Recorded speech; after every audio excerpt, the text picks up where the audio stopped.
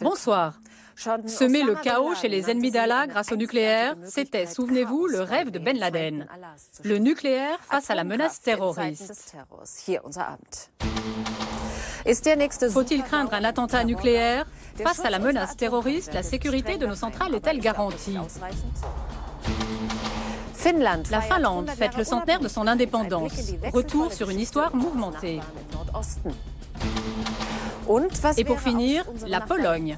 Où en serait-elle aujourd'hui sans cet homme? Lech Walesa, portrait d'un héros polonais.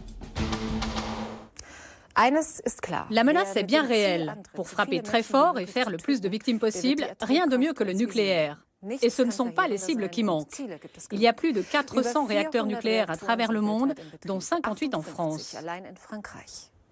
Ce week-end, des militants antinucléaires ont porté plainte contre EDF et l'État français pour mise en danger de la vie d'autrui. Alors qu'en est-il? Du crash d'un avion sur un réacteur à un acte de sabotage, les scénarios catastrophes font froid dans le dos. Autant de risques dont la probabilité était évaluée comme quasiment nulle pendant longtemps. Seulement voilà, depuis l'émergence de Daesh, le risque, selon les experts, est décuplé. Alors nos centrales nucléaires sont-elles à la hauteur? Pas vraiment, car la plupart sont vieillissantes. Pour les sécuriser, il faudrait débourser des milliards. Beaucoup pensent qu'il ne reste en fait qu'à espérer que tout ira bien. Pourtant, le 11 septembre 2001 et Fukushima ont montré que tout pouvait arriver, même l'impensable. Sécurité nucléaire, le grand mensonge. C'est un film d'Éric Guéret et Laure Noyla.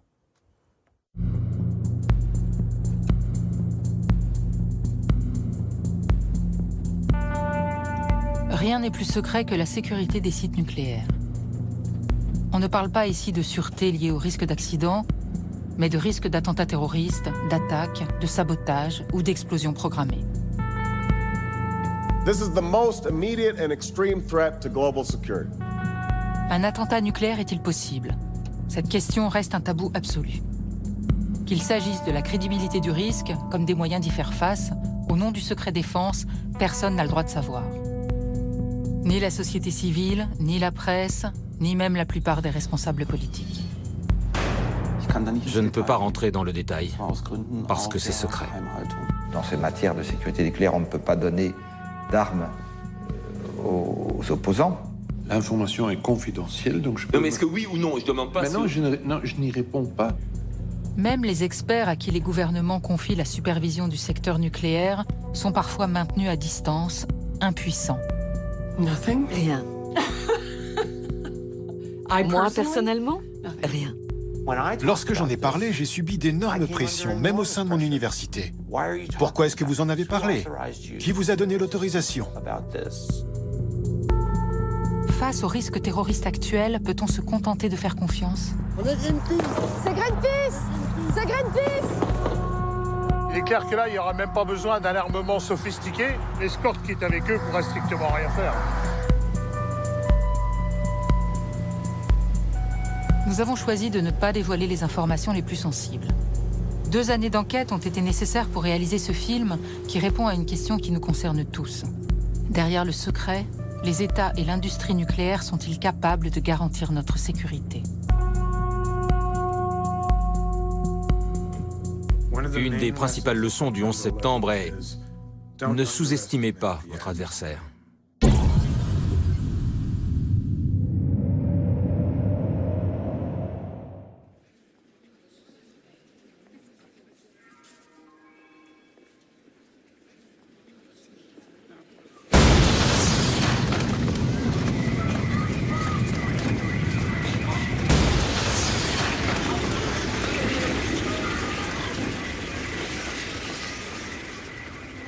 « 22 mars 2016.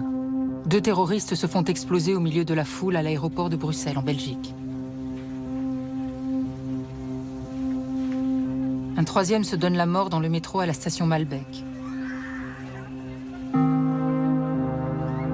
Ces attentats, revendiqués par l'État islamique, tuent 32 personnes et font 340 blessés. Les services de police découvrent une information extrêmement inquiétante. Les attentats de Bruxelles permettent de faire un lien direct entre le terrorisme et le monde du nucléaire. Les kamikazes qui ont commis les attentats de Bruxelles provenaient de la même cellule que celle qui a exécuté les attentats de Paris le 13 novembre 2015. Ils avaient installé une caméra en face du domicile du directeur du Centre d'études nucléaires belge qui contient d'énormes quantités de matière radioactive et nucléaire. Les terroristes surveillaient clandestinement toutes ces allées et venues. Dans une vidéo saisie lors d'une perquisition quelques mois avant les attentats de Bruxelles, on y aperçoit 2 hommes qui installent la caméra en pleine nuit et repartent en voiture tout feu éteint. La police a découvert que ces 2 personnes ne sont autres que les frères El Bakraoui, les kamikazes de l'aéroport et du métro de Bruxelles. Ce qui est très inquiétant, très alarmant, c'est que nous savons que Daesh surveillait un officier nucléaire haut gradé sur ce site. Je pense que c'est la première fois que nous avons un groupe terroriste d'islamisme radical qui veut se procurer des armes nucléaires. Selon une théorie, ces types étaient poursuivis par la police et ils ont dû se dépêcher. C'est pour ça qu'ils n'ont pas fait exploser le site nucléaire, mais seulement les cibles plus accessibles, l'aéroport et le métro.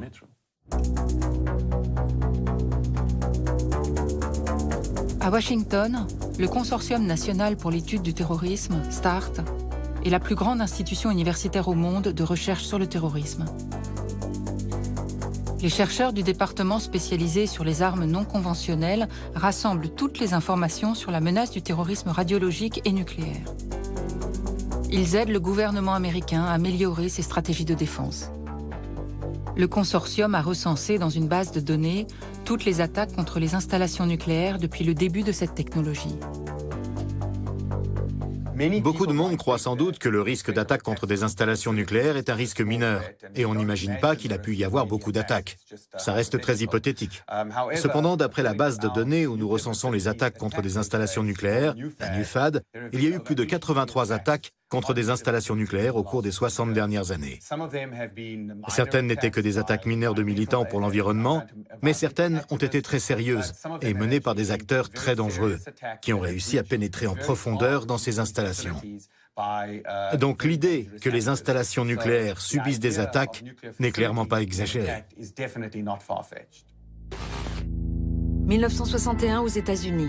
Le sabotage du réacteur d'Idaho Falls fait 2 morts. 15 hommes armés pénètrent le site place une bombe sur un générateur de vapeur République démocratique du Congo. Un commando vole 2 éléments de bombes sont découvertes sur le site nucléaire de Bata. 300 kilos de matière fissile sont dérobés sur la centrale de Un Chebetsky commando pénètre en la Russie. centrale de Pelindaba en Afrique du Sud et tue un responsable de la salle de contrôle. La totalité des sites nucléaires français sont survolés par des drones. Si vous voulez vraiment tuer un très grand nombre de personnes, ou causer des dégâts considérables, comme seul un État pourrait le faire, l'un des seuls moyens pour cela est d'utiliser des armes nucléaires. Donc pour des terroristes qui veulent avoir un impact considérable en termes de nombre de morts, de destruction importante d'infrastructures, ou qui veulent simplement rendre impossible l'accès à une zone afin de lui nuire économiquement, ce sont des armes très utiles. J'ai bien peur qu'aujourd'hui, nous soyons face aux menaces les plus crédibles qui aient jamais existé. Parce qu'au Moyen-Orient, nous avons Daesh. Et on voit bien qu'ils ont déjà franchi le cap en matière d'armes de destruction massive. Ils font déjà leur propre gaz moutarde qu'ils utilisent sur des civils innocents. Et s'ils ont déjà franchi ce cap, qu'ils sont passés d'armes conventionnelles à non conventionnelles, on peut supposer que s'ils avaient accès à des matériaux nucléaires ou radiologiques, ils trouveraient alors un moyen de faire des dommages considérables. Les centrales nucléaires, comme les usines d'enrichissement, de retraitement des déchets et les sites de stockage, sont exposées à des attaques d'origine multiples. Attaques d'avions suicides et de drones par les airs, attaques de bateaux par la mer ou les rivières, de commandos armés par la terre. Et avec le développement des nouvelles technologies, le risque d'attaque cyber est de plus en plus présent. Mais les sites nucléaires ne sont pas les seuls points de vulnérabilité. Les matières nucléaires et radioactives le sont aussi. Avec elles, les terroristes peuvent chercher à confectionner une bombe sale, ou pire encore, une bombe nucléaire artisanale. L'uranium hautement enrichi, le UHE, est la matière la plus problématique et la plus convoitée. Elle est utilisée par l'armée dans la fabrication des bombes atomiques, Mais elle est aussi utilisée dans certains réacteurs civils pour fabriquer les isotopes nécessaires au diagnostic et au traitement du cancer. C'est précisément ce que fait le réacteur du centre nucléaire belge. Celui dont le directeur était surveillé par les terroristes des attentats de Bruxelles et de Paris. Il est possible que l'uranium hautement enrichi ait été la cible des terroristes. Ça fait 30 ans que je m'intéresse à l'uranium hautement enrichi. Parce que selon moi, c'est la voie la plus simple pour qu'un terroriste fasse exploser une vraie bombe nucléaire. Parce que c'est en fait un matériau très facile à manipuler, très sûr. Je pourrais vous en donner et vous ne courriez aucun risque de vous faire irradier. Donc c'est très facile à manipuler et à dissimuler.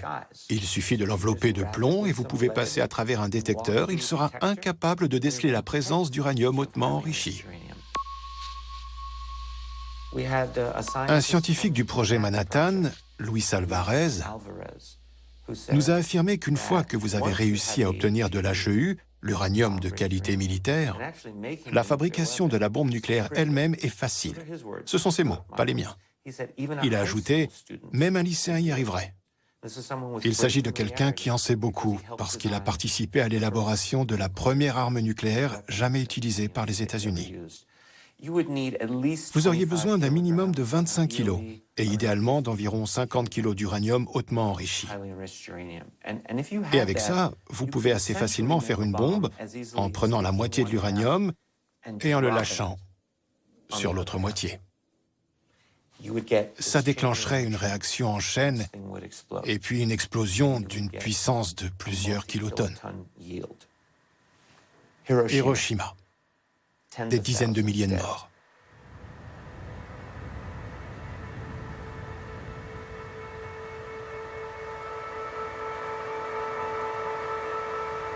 Depuis la destruction des villes japonaises de Hiroshima et Nagasaki par l'armée américaine en août 1945, la bombe atomique est devenue le symbole de l'apocalypse. Les conséquences d'un conflit nucléaire seraient telles qu'aucun autre pays possédant la bombe ne l'a employée depuis. Mais certaines organisations terroristes, dont l'objectif était de faire le maximum de victimes, ont cherché à plusieurs reprises à se procurer de la matière nucléaire pour fabriquer une bombe. En fait, seules 3 organisations ont déjà eu des plans sérieux. La première dont on peut parler, c'est Aum Shinrikyo, qui était une secte japonaise apocalyptique et millénariste. Le gourou était le genre de personne obsédée par les armes de destruction massive. Et il pensait que la fin du monde viendrait sous la forme d'un grand cataclysme nucléaire.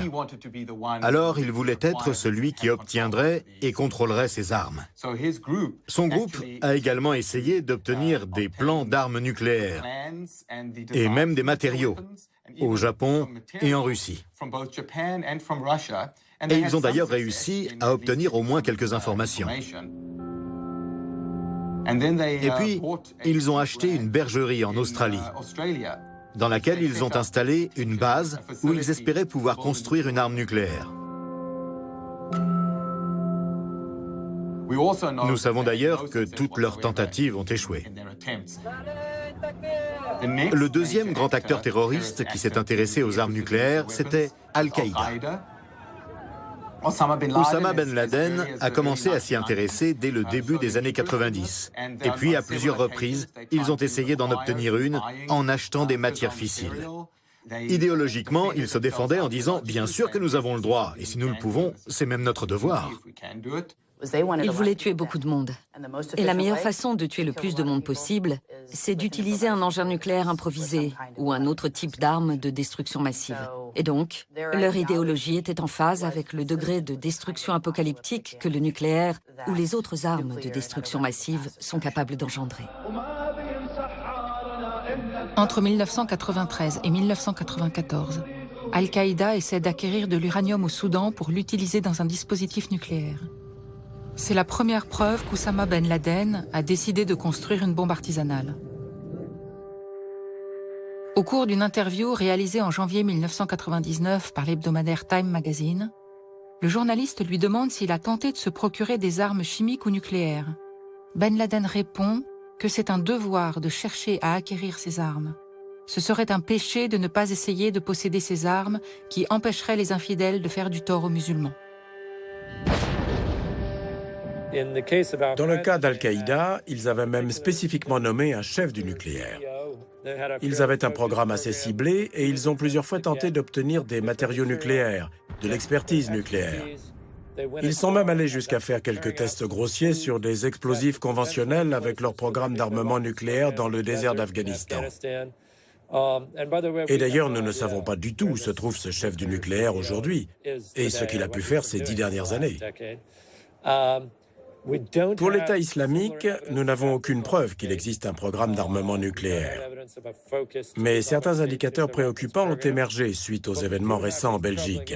Si l'État islamique décidait de se lancer dans la course au nucléaire, il pourrait y arriver. Ils ont plus d'argent, plus de main-d'œuvre, ils contrôlent plus de territoire et ils ont une plus grande capacité de recrutement d'experts dans le monde entier qu'Al-Qaïda n'en a jamais eu. Le 10 juin 2014, les combattants de l'État islamique prennent Mossoul, la deuxième ville d'Irak. Un mois plus tard, l'ambassadeur d'Irak auprès des Nations Unies annonce que les djihadistes se sont emparés d'un stock de 40 kilos d'uranium à l'université de Mossoul. Il servait à des recherches scientifiques. L'Agence internationale de l'énergie atomique se montre rassurante. L'uranium volé n'étant pas enrichi, il ne permettrait pas de fabriquer une arme. Mais cet incident montre l'inefficacité des autorités irakiennes, soutenues par les États-Unis, pour sécuriser les matières nucléaires. Pourquoi l'uranium n'avait-il pas été évacué? Dès 2009, à Prague, dans un discours devenu historique, le président américain Barack Obama s'était pourtant engagé à lutter contre le terrorisme nucléaire. We must ensure that terrorists never acquire a nuclear weapon. This is the most immediate and extreme threat to global security. Al-Qaeda has said it seeks a bomb and that it would have no problem with using it. And we know that there is unsecured nuclear material across the globe. To protect our people, we must act with a sense of purpose, without delay.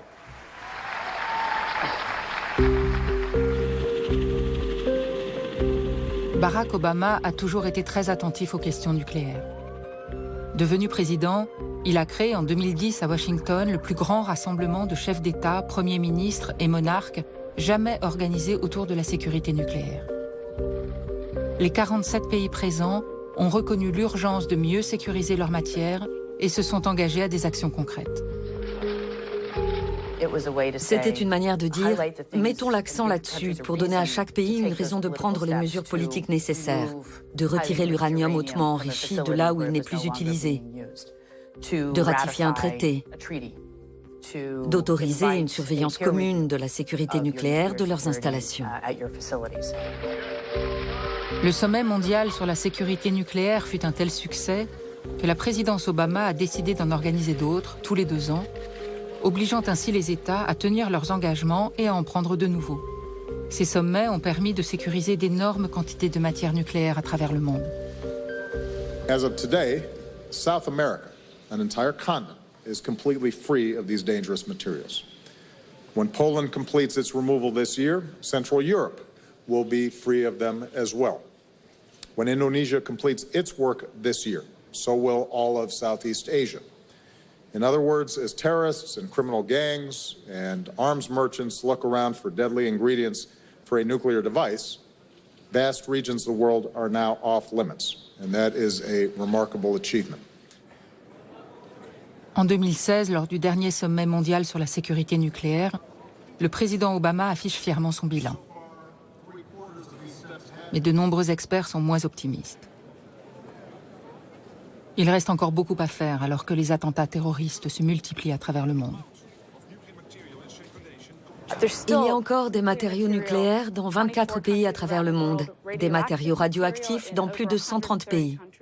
La sécurisation de tous ces matériaux n'est pas encore terminée. Des sources disent qu'il y a eu des tentatives de trafic de matériaux nucléaires pouvant être utilisés dans une bombe. On ne peut donc pas rester assis là en espérant que tout ira bien. Il faut faire quelque chose. faut agir. Mais la Russie a refusé de participer à ce 4e sommet sur la sécurité nucléaire alors qu'elle était présente depuis sa création. Rien ne va plus entre les gouvernements russes et américains. Ces deux pays ont pourtant étroitement collaboré depuis la chute de l'Union soviétique. Les Américains ont investi 16 milliards de dollars depuis 1991 pour sécuriser les matières nucléaires disséminées sur les territoires de l'ex-Union soviétique. Leurs experts se rendaient régulièrement sur les sites nucléaires russes pour vérifier que leurs investissements étaient correctement utilisés. Mais Vladimir Poutine a changé de stratégie. Il entraîne son pays sur la voie nationaliste et n'accepte plus que les experts américains contrôlent ces sites nucléaires. L'absence de la Russie au sommet sur la sécurité nucléaire pose de graves questions. Comment la communauté internationale peut-elle lutter efficacement contre le terrorisme sans la participation de ce grand pays qui possède à lui seul plus de 40% de l'arsenal atomique mondial? Because Mr. Putin came into power, and because of the vision that he's been pursuing of emphasizing military might over development inside of Russia and diversifying the economy, we have not seen the kind of progress that I would have hoped for with Russia.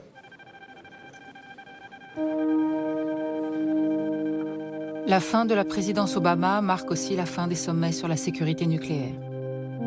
Donald Trump, son successeur, annonce qu'il ne poursuivra pas cette initiative. C'est maintenant à l'AIEA, l'Agence internationale de l'énergie atomique basée à Vienne, en Autriche, de prendre le relais.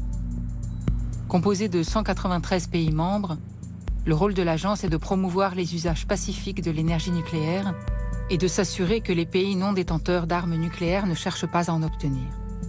Mais la lutte contre le risque terroriste n'était pas dans ses missions lors de sa création en 1957. L'AIEA est une organisation qui obéit à la volonté de ses membres. Elle n'a aucun pouvoir pour contraindre un État à éliminer, ni même à sécuriser ses matières nucléaires. Ça montre, selon moi, une faille dans le système, parce qu'il n'y a aucun ensemble de normes internationales devant être suivies par tous les pays. Et c'en est presque incroyable, quand on pense aux conséquences possibles d'une mauvaise utilisation de matériaux nucléaires, que ces matériaux dangereux ne soient absolument pas régulés au niveau international. Donc, une des choses qu'il nous faut obtenir est que des pays s'engagent réellement à suivre les directives de l'AIEA. Ce n'est pas un problème technique, c'est un problème politique. Derrière le problème politique, il y a aussi un problème de volonté des pays détenteurs de l'arme atomique. L'AIEA n'a accès qu'aux installations civiles. Contre toute attente, l'agence n'a donc pas le pouvoir de remplir une partie importante de sa mission sur l'ensemble des installations nucléaires.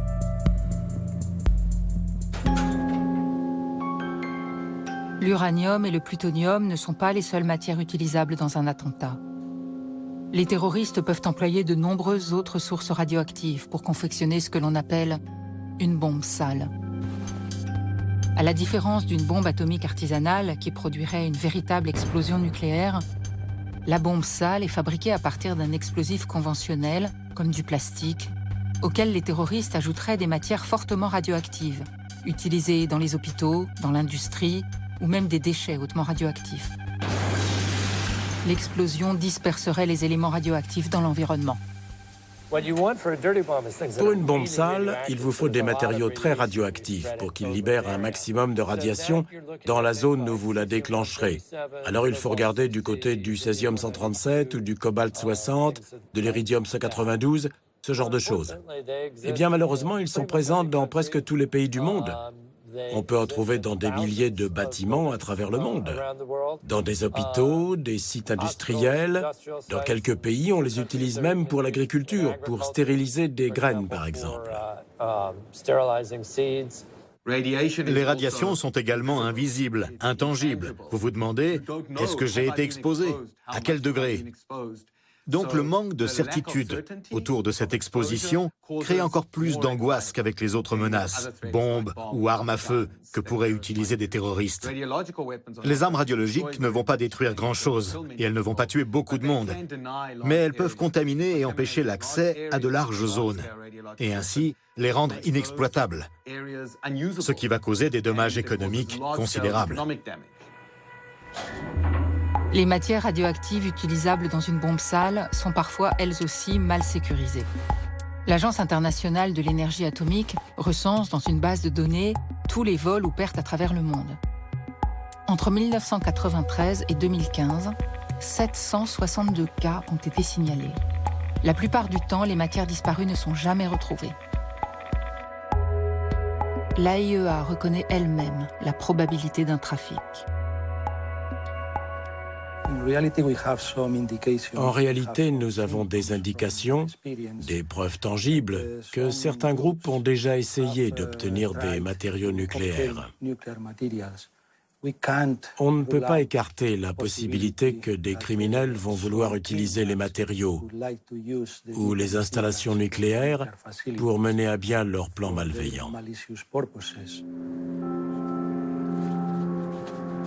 À la fin des années 90, les rebelles tchétchènes ont fabriqué une bombe sale prête à être utilisée dans leur guerre contre la Russie. Ce jour-là, l'humanité a failli connaître le premier attentat radiologique de grande ampleur. Après avoir enterré l'engin explosif au milieu d'un parc de Moscou, les rebelles ont averti les journalistes. Ils disent n'avoir jamais eu l'intention de la faire exploser. C'était un moyen de prouver au gouvernement russe leur capacité à réaliser un attentat radiologique. Facilité de fabrication, faible protection des sources. Les États placent le risque d'attentat à la bombe sale au plus haut niveau. Pour s'en protéger, ils doivent en priorité s'attaquer au trafic de matière. À Washington, les chercheurs de START étudient depuis des années toutes les routes clandestines empruntées par les réseaux criminels. Ils ont combiné des millions de données sur les itinéraires, les moyens de transport, les postes frontières, les douanes. Ils ont ainsi développé un logiciel informatique qui calcule les routes que les trafiquants sont susceptibles d'utiliser pour transporter clandestinement de la matière nucléaire. On a des équipes sur place qui cherchent, qui se déplacent, qui parlent à des gens. On interroge aussi des experts dans le monde entier. Et d'ailleurs, quand on le peut, on interroge aussi directement les terroristes ou d'anciens terroristes pour essayer de comprendre leur façon de penser et comment ils prennent leurs décisions sur des sujets comme cela. Donc, vous pouvez faire tout ça avec ce logiciel, qui fait des calculs très lourds et étudie toutes les manières possibles pour un terroriste d'aller d'un point A à un point B avec ses matériaux. Le logiciel choisit ensuite le déplacement qui semble le plus probable pour telle ou telle organisation terroriste. Et donc, le but final de tout ça est d'aiguiller nos bureaux de lutte antiterroriste vers là où ils ont le plus de chances de pouvoir interpeller des terroristes et autres contrebandiers qui seraient en train d'essayer de faire passer des matériaux nucléaires et radiologiques. Les chercheurs de START acceptent, pour les besoins du film, de calculer la route qu'emprunteraient des terroristes pour acheminer de la matière radioactive à Paris en partant du Niger, un pays parfois mal sécurisé où sont présents de nombreux djihadistes. Ils nous demandent quelques semaines pour effectuer leurs calculs. En Allemagne, le gouvernement fédéral organise lui aussi sa défense face au risque de bombes sales. Il a mis en place une équipe d'intervention spécialisée. Le groupe fédéral central d'appui rassemble pour la première fois des hommes de la police criminelle et de l'autorité chargée de la radioprotection. Il est capable d'intervenir très rapidement face à la menace d'attentats nucléaires. Il a démontré son efficacité de manière spectaculaire à Hambourg en 2006, au moment de l'assassinat d'Alexandre Litvinenko, l'opposant russe au régime de Vladimir Poutine. L'enquête sur sa mort a conclu à un empoisonnement au polonium-210. C'est un attentat radiologique. L'un des deux assassins de Litvinenko a séjourné à Hambourg. Le groupe fédéral d'appui a eu pour mission de rechercher la présence de polonium radioactif dans toute la ville. Dans les faits, on a trouvé des traces de polonium partout où ce russe était passé. Partout où il est passé, sur tout ce qu'il avait touché, les appuis-têtes de la voiture, sur le siège passager de la BMW dans laquelle il était monté.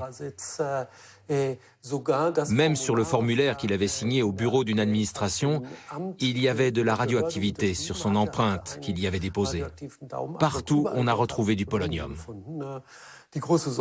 La grande préoccupation était qu'il puisse y avoir un dépôt important de polonium-210, ici, en dehors de la Russie. Mais ceci s'est révélé infondé, heureusement.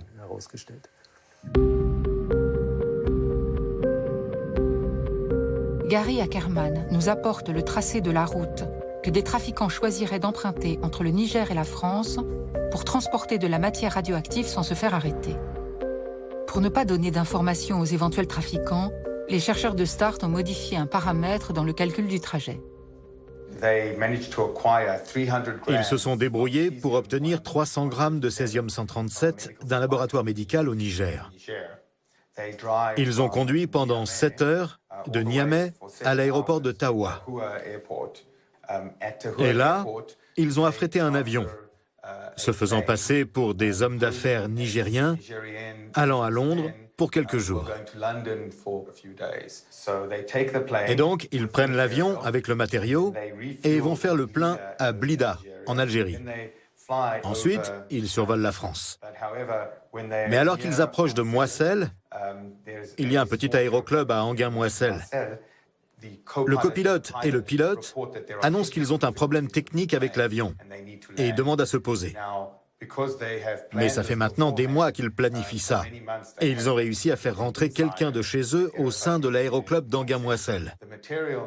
Le matériau est désormais entre les mains de leurs contacts à l'aérodrome. Et ils se mettent alors en route vers Paris.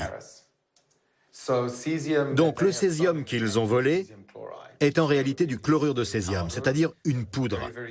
Il faut y faire très attention parce que c'est très radioactif. Mais on peut imaginer que les terroristes ne tiennent pas vraiment compte de leur propre sécurité en le manipulant. Et ils arrivent donc à le diviser pour en faire 3 armes. Alors 3 d'entre eux, dans 3 véhicules différents, se lancent à l'attaque de leur cible dans le centre de Paris. On pourrait se dire, est-ce que ce n'est pas un peu trop compliqué? Eh bien, si vous regardez ceux qui ont attaqué le Bataclan, ils étaient coordonnés depuis la Syrie. Ils ont mis des mois à tout planifier, à faire venir des gens et du matériel jusqu'en Belgique et puis jusqu'en France. C'était une attaque très complexe. Eh bien, cette attaque-là n'est pas plus complexe que ça. Ce serait assez idiot et naïf de penser que ces matériaux ne pourraient pas être introduits clandestinement. Surtout dans une région comme l'Europe, où une fois passée une des frontières, il n'y a que très peu de contrôle entre les pays. Vous avez le Brexit, vous avez les flots de réfugiés, vous avez des désaccords entre différents pays, ce qui rend de plus en plus difficile la coordination sur la sécurité radiologique et nucléaire et sur la lutte contre l'augmentation des trafics clandestins. Le trafic de matériaux radiologiques et nucléaires est indéniablement une réalité. Les plus grandes quantités de matière nucléaire transportées ne sont pas celles issues du trafic clandestin. Plutonium, uranium et déchets hautement radioactifs, l'industrie nucléaire déplace tous les jours des quantités de matière aux 4 coins de la planète. À Cherbourg, Yannick Rousselet, le responsable de la campagne nucléaire de Greenpeace France, enquête sur ces transports. Il vient de subir une perquisition inattendue. Ces 4 personnes avec les brassards police, finalement, sont débarquées à 8 h du matin. Ils ont finalement saisi tous les supports numériques, que ce soit ordinateur, téléphone, clé USB. La police est venue saisir les documents que Greenpeace recueille sur les transports du plutonium produit à l'usine nucléaire de La Hague. L'État voudrait les garder secrets. Cette matière, qui est utilisée dans la fabrication des bombes atomiques, présente pour les populations un risque cancérigène extrême si elle se retrouve dans l'air, dans l'alimentation ou dans l'eau. Areva l'utilise pour fabriquer du combustible nucléaire. Mais une aberration industrielle apparaît. Alors que le plutonium est produit à La Hague, l'usine qui le transforme se situe à Marcoule, à 800 km à vol d'oiseau, exactement à l'autre bout de l'Hexagone. Chaque année, 15 tonnes de plutonium traversent la France. Au bureau de Greenpeace, Yannick Rousselet a gardé une copie des documents saisis. Le fait d'imaginer que le secret fasse partie de la protection, c'est une utopie totale. Clairement, je le disais souvent aux autorités, on se donne 6 mois. Si dans 6 mois, je ne suis pas capable, moi, de vous donner quel type de camion, quels horaires et quelle plaque d'immatriculation, alors oui, votre notion du secret fonctionne. Et puis surtout, on a un devoir d'alerte. C'est-à-dire qu'à partir du moment où nous sommes conscients qu'il y a une fragilité très importante, on se doit, en tant qu'association, de le dénoncer.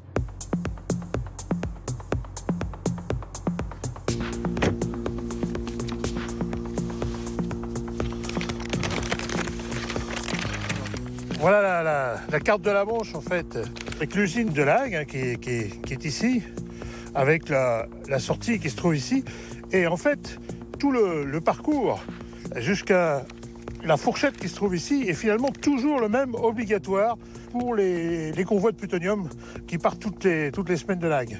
On va partir de l'usine Areva, puis je vais vous montrer le parcours des camions et vous montrer à quel point, finalement, ces convois nucléaires sont particulièrement vulnérables. En gros, en résumé, toutes les semaines, on a donc un transport de 1 ou 2 camions semi-remorques accompagnés par une escorte sur plus de 1000 km. Donc là, on va arriver à une situation particulière. C'est un endroit dans lequel la circulation ne peut se faire que dans un seul sens, une seule voie. Les camions sont obligés de ralentir énormément ici pour pouvoir passer sous ce pont qui est clairement, à notre avis, un point de fragilité.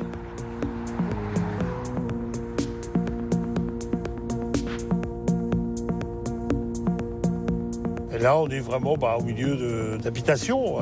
Là, à nouveau, la difficulté, c'est que les gens qui assurent la sécurité des convois ne maîtrisent absolument pas qui peut être dans ces habitations. On va arriver à un pont qui est théoriquement réservé à l'usage agricole, mais qui clairement est au-dessus de la route.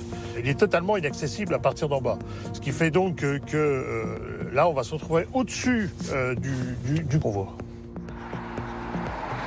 Greenpeace veut tester en conditions réelles la sécurité de ces convois. La simple observation leur a permis de cartographier les différents trajets et les fréquences de ces transports secrets. Yannick Rousselet rassemble maintenant des militants pour organiser une opération sensible. Vérifier jusqu'où il serait possible de suivre ces transports, de prévoir leurs horaires de passage et de s'en approcher. Alors, nos investigations hebdomadaires montrent que le trafic est dans la routine la plus totale, puisque ça continue à être systématiquement tous les lundis. Et finalement, on a regardé le timing aussi de l'ensemble de la route, et finalement, à 2 minutes près, vraiment à 2 minutes, on arrive à savoir à quel moment il passera là. Donc ça, c'est les 4 options. Il y a l'option qu'on a appelée 1, hein. C'est donc passer par le Havre, et ils font tout le tour par le nord. L'option 2, c'est celle qui est la plus courte, et celle qu'ils ont le plus tendance à utiliser, c'est celle par l'autoroute de Normandie. L'option 3, c'est Caen. Et l'option la plus longue, hein, c'est Rennes, Nantes. Après, ils continuent à descendre jusqu'à Bordeaux. Et il y a une escale qui est souvent utilisée, c'est dans la caserne à Saintes. Et donc, c'est pour ça qu'on a besoin d'être à plusieurs voitures de main pour pouvoir être sûr qu'on ne va pas les perdre. Action. Il est tôt, il est 6 heures.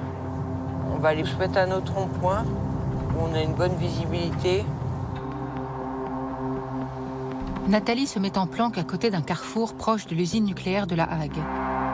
Elle doit attendre le passage du convoi et donner le top départ de l'opération. J'ai mis un portrait. Pour ne pas être repéré, on va être patient.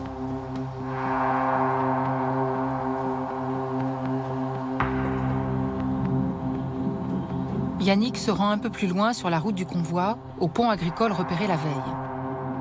Si tout se déroule comme prévu, il pourra observer à la minute près le passage des camions.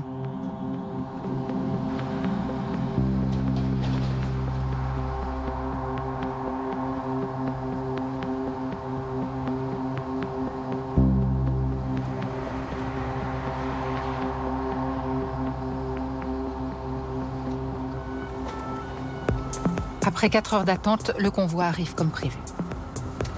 Du coup, tu vois, ils vont bloquer le carrefour. Un camion. Non, c'est tout bon, c'est tout bon.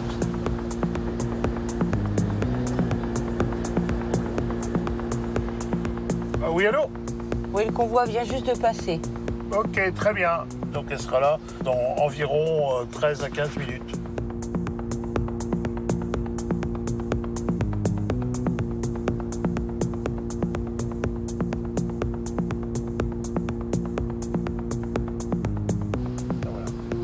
Voilà, donc là, on a la voiture ouvreuse qui passe. Là, c'est sûr. Donc, nous pouvons aller maintenant sur le pont. Des personnes mal intentionnées qui seraient placées là, il est clair que là, il n'y aura même pas besoin d'un armement sophistiqué, que l'escorte qui est avec eux pourra strictement rien faire. Donc là, on voit le convoi qui arrive maintenant, qui est protégé par donc les voitures d'escorte. En 2003, l'Institut de radioprotection et de sûreté nucléaire a mené une étude sur la résistance des containers de transport de plutonium à l'impact d'une roquette anti-char. À l'intérieur des camions, ces containers spéciaux sont dotés d'un blindage neutronique extérieur dans lequel s'emboîtent plusieurs emballages en acier inoxydable. La poudre de plutonium est stockée dans des boîtes scellées. Au total, chaque camion transporte 150 kg de poudre de plutonium. Les résultats de l'étude de l'Institut de radioprotection et de sûreté nucléaire montrent que la roquette anti-char passerait à travers un premier container et endommagerait le second. Le plutonium serait alors répandu dans l'environnement.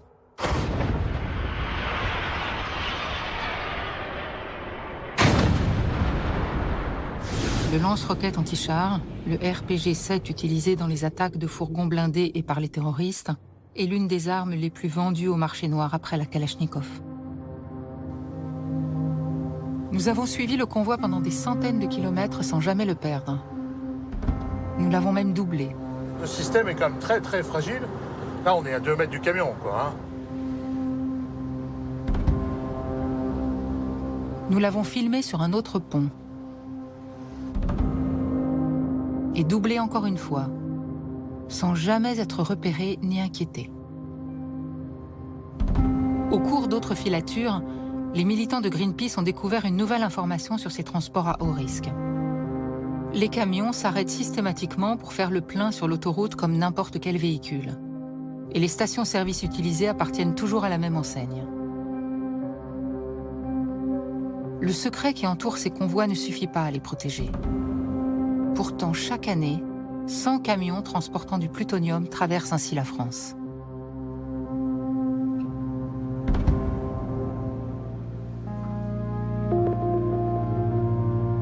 Au-delà de ces transports vulnérables, tous les sites nucléaires sont des cibles potentielles, et particulièrement ceux des réacteurs. Il y en a 400 répartis sur la surface de la Terre. La majorité d'entre eux ont été conçus et fabriqués à une époque où une attaque terroriste contre ces installations n'était pas imaginable. Jusqu'au jour où tout a basculé.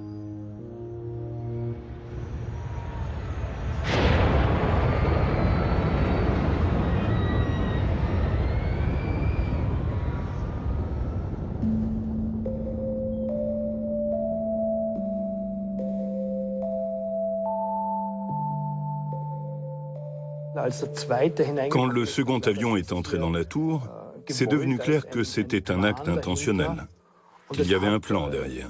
Et il n'a pas fallu longtemps pour qu'on commence à réfléchir sur ce que cela signifiait pour d'autres types d'installations. Parce qu'un tel crash d'avion sur un réacteur nucléaire en marche provoquerait une catastrophe encore bien plus grande. La commission d'enquête qui a suivi les attentats du 11 septembre a révélé les plans originaux d'Al-Qaïda. Il devait y avoir 10 avions et 10 cibles, dont une centrale nucléaire. Mohamed Atta, le cerveau des attentats du 11 septembre, a raconté qu'il avait imaginé le scénario en survolant la centrale d'Indian Point, proche de New York, alors qu'il prenait ses cours de pilotage en vue des attentats. Tous les pays nucléarisés ont dû répondre du jour au lendemain à une question qu'ils ne s'étaient jamais posée. Les réacteurs nucléaires résistent-ils à la chute d'un gros avion de ligne?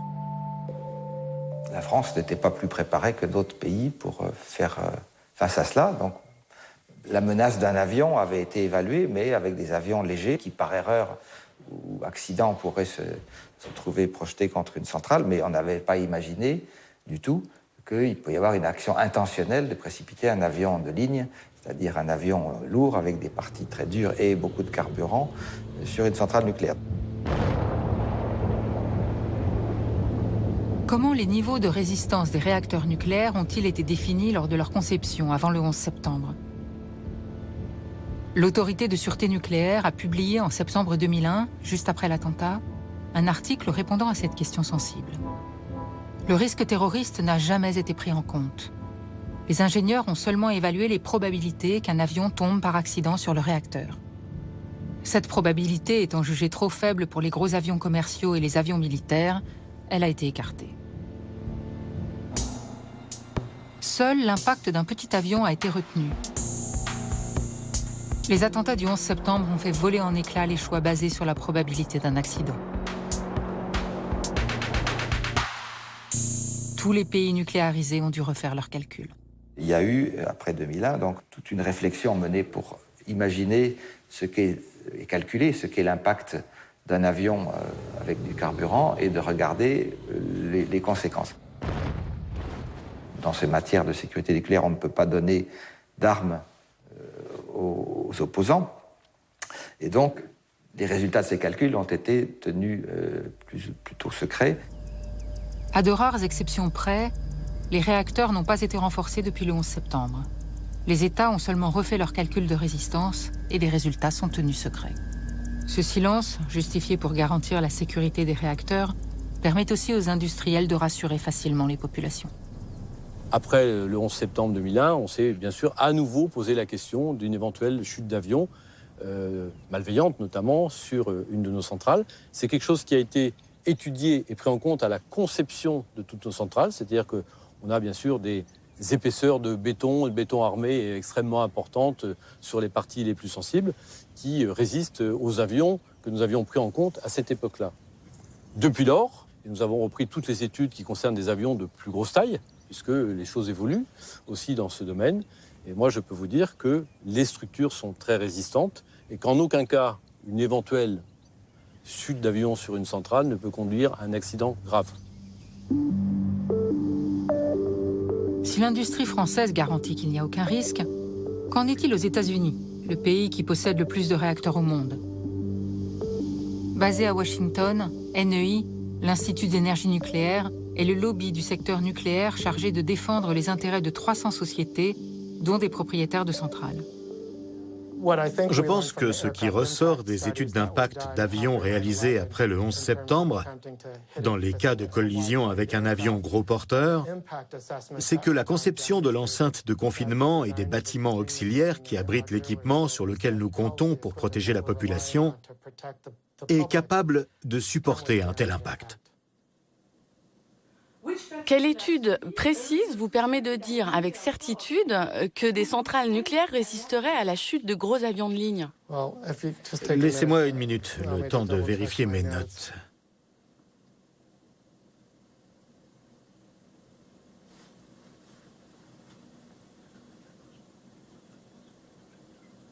Le responsable de la communication de NEI a besoin d'un peu de temps pour retrouver l'étude.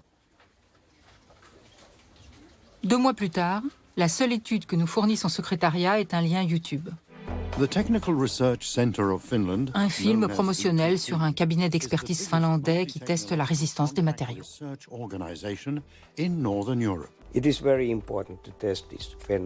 Le film répète, comme pour s'en convaincre, que les études sont importantes pour la sécurité, mais sans jamais donner aucun résultat précis. La résistance des centrales aux chutes d'avions demeure un mystère. En Belgique, Jean-Marc Nollet est député écologiste à la Chambre des représentants. Le nucléaire fait partie de ses principales préoccupations. Il lutte contre le manque de transparence du secteur et considère que son rôle politique est d'informer et d'aider à mieux protéger les citoyens. Nous l'emmenons aujourd'hui effectuer un vol de reconnaissance autour de la centrale de Tihange. Elle présente une particularité qui paraît à peine imaginable dans le contexte actuel. La centrale se trouve exactement dans l'axe de la piste de décollage de l'aéroport de Liège. 16 km seulement séparent l'aéroport de la centrale.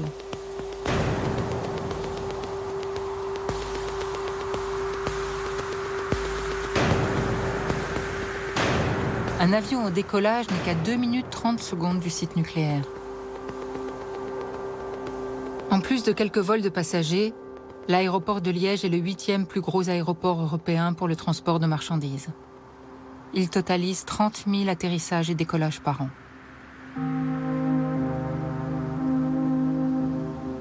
Nous avons pu voler à quelques centaines de mètres de la centrale et en faire plusieurs fois le tour, sans aucune difficulté. Le site nucléaire de Tihange comporte 3 réacteurs, mais il a aussi un autre point de fragilité. Les déchets sont stockés sur le site dans un bâtiment qui regroupe 8 grandes piscines. Elles totalisent 600 mètres cubes de combustible irradié hautement radioactif, l'équivalent de 80 cœurs de réacteurs. Autant de bâtiments vulnérables. Je ne me rendais pas compte à quel point, en fait, la centrale était proche de l'aéroport ici de Bierzet. Quand on voit avec nos propres yeux la situation ici, la proximité et le risque potentiel, quelqu'un qui est mal intentionné peut effectivement provoquer des dégâts. Il faut voir maintenant avec le ministre quelles sont les mesures et quelles sont les garanties surtout qu'il peut donner par rapport aux avions qui utilisent cette piste ici à Bierzet. De retour à la Chambre des représentants, le député Jean-Marc Nollet se rend à une réunion avec le ministre de l'Intérieur, Jan Jambon. Il veut le questionner sur la situation de Tihange. Pouvez-vous, monsieur le ministre, nous garantir que ce bâtiment résiste notamment à la chute d'un avion Boeing 747 et pas le petit avion de tourisme? Je vise vraiment les B747 tels qu'ils décollent et atterrissent à Bierzet. L'information concernant le type d'avion utilisé dans la conception est classée confidentielle et ne peut être communiquée. L'épaisseur exacte de cette enceinte est confidentielle et ne peut être communiquée. Et pourquoi? Je ne sais pas pourquoi, mais je constate que je ne peux rien dire parce que ça, c'est exactement voir les tests, quel type d'avion et truc, c'est de l'information confidentielle. Donc, mais pourquoi? À partir du moment où c'est une réalité physique à Liège, que ces avions survolent la centrale, est-ce qu'on peut avoir la garantie que la centrale, et la piscine aussi, est en mesure de résister à une chute de ce type d'avion? Mais l'information est confidentielle, donc je peux... Non, mais est-ce que oui ou non? Je ne demande pas... Mais non, je n'y réponds pas. Et donc, je vais devoir dire aux citoyens qu'on ne sait pas si la centrale est en mesure de résister à ce type d'avion.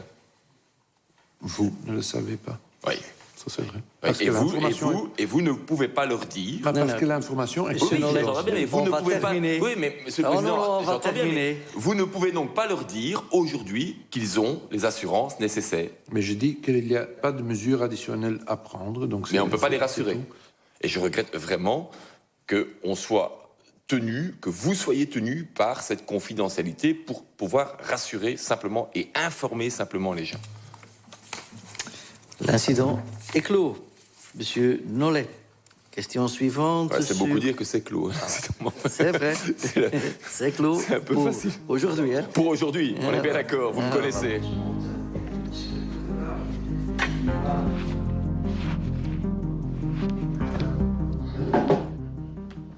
Ce qui ne va pas, en fait, c'est qu'il y a beaucoup trop de choses qui sont confidentielles. Qui plus est, quand on regarde le rapport Mad-Made Events, qui a été fait suite à Fukushima aussi, on se rend compte que ces tests qui ont été effectués ne permettent de conclure qu'il n'y a que les centrales les plus récentes qui savent résister à la chute d'un avion de ligne. Lisons. Pour les bâtiments des réacteurs les plus anciens, donc Tihange 1 par exemple, des dégâts importants de la structure externe en béton, avec possibilité de projectiles pénétrant à l'intérieur de l'enceinte, ne peuvent pas être exclus. Ben voilà, tout est dit. Ces études ont montré qu'il y avait des vulnérabilités. Alors tout ça n'a pas été rendu public, évidemment. On ne peut pas non plus dire que les centrales résisteraient sans problème à n'importe quelle attaque d'un avion lourd. Et donc, ceci a entraîné une réflexion sur comment concevoir un réacteur nouveau, l'EPR, qui dispose d'une coque de protection contre les avions, c'est-à-dire une double structure en béton qui permet d'absorber les vibrations et de supporter une attaque d'avion, c'est préfigurer finalement ces réacteurs de 3e génération. L'État français a augmenté ses exigences et imposé à Areva que l'EPR, son nouveau réacteur, résiste réellement à la chute d'un avion de ligne. Son enveloppe de béton est beaucoup plus importante que sur tous les anciens modèles. En Allemagne, le risque de crash aérien a pesé dans le choix de sortir du nucléaire.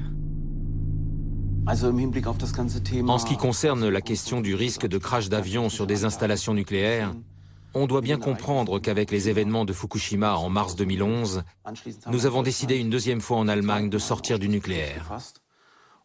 Et l'une des principales mesures était d'arrêter immédiatement les 8 réacteurs nucléaires les plus anciens, ceux qui étaient aussi, de mon point de vue, les plus exposés au risque de crash d'avion, de les arrêter. C'était une mesure très importante. Mais je vous le dis très sincèrement, je ne serai réellement tranquille que lorsque ce sera fini, c'est-à-dire en 2022, quand la dernière centrale nucléaire allemande encore en marche dans ce land sera arrêtée. La résistance des réacteurs n'étant pas sûre, il faut empêcher les avions de s'en approcher. Comment les États protègent-ils leur espace aérien? Suite au 11 septembre, le monde entier a renforcé les contrôles dans les aéroports. En tête des investissements, les États-Unis ont dépensé 22 milliards de dollars dans la sécurité aérienne. Et cela se révèle efficace. Depuis les attentats de New York, aucun avion de ligne n'a été détourné à des fins meurtrières. Mais au-delà de la sécurité des aéroports, les centrales américaines n'ont aucune obligation d'installer des mesures de protection supplémentaires. Qu'est-ce qu'on peut faire? On peut mettre en place des mesures antiaériennes, comme des batteries antiaériennes ou des missiles ou quelque chose comme ça. On pourrait en installer au sein de la centrale pour abattre un avion qui s'approcherait. On pourrait le faire. Ce n'est pas obligatoire et aucune centrale ne le fait. On pourrait créer une zone d'exclusion aérienne sur un périmètre de X kilomètres autour d'une centrale nucléaire. On pourrait le faire, mais on ne le fait pas. On pourrait peut-être tirer des câbles ou quelque chose comme ça, pour que si un avion tente de s'écraser sur un des réacteurs, il se prenne dans les câbles. On pourrait le faire, ce n'est pas obligatoire, et ce n'est installé sur aucun réacteur. Et donc, le résultat est que malheureusement, toutes les centrales nucléaires américaines sont vulnérables à une attaque aérienne. Et il en est de même pour presque toutes les centrales nucléaires du monde. Pourquoi est-ce qu'ils ne l'ont pas fait? Ils ne l'ont pas fait parce que ça coûterait trop cher. En Allemagne aussi, en attendant l'arrêt définitif de tous les réacteurs en 2022, il faut protéger l'espace aérien. Le pays a opté pour une technologie originale. En cas d'attaque, la centrale produit un épais brouillard qui la fait disparaître, tel un calamar géant. La chose a été discutée ici aussi. C'était au milieu des années 2000, la question des systèmes de brouillard sur les installations. Et cela a aussi été mis en place, par exemple, sur le site de Philipsburg. Il est vrai que cela a été mis en œuvre, mais je ne souhaite pas entrer dans le détail. Je ne dois pas partager des informations qui pourraient donner des idées à quiconque.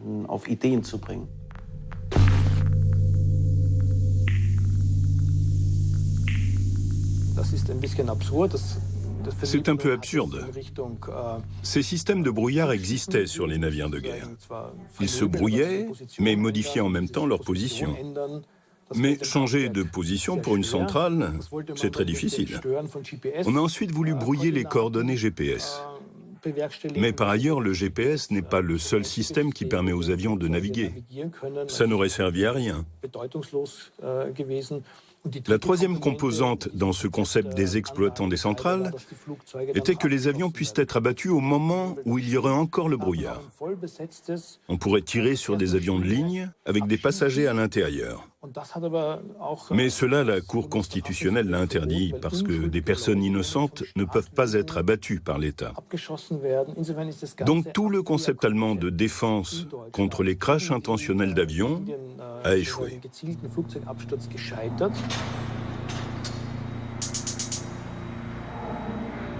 L'interdiction de la Cour constitutionnelle d'abattre un avion rempli de passagers a mis l'Allemagne dans une impasse.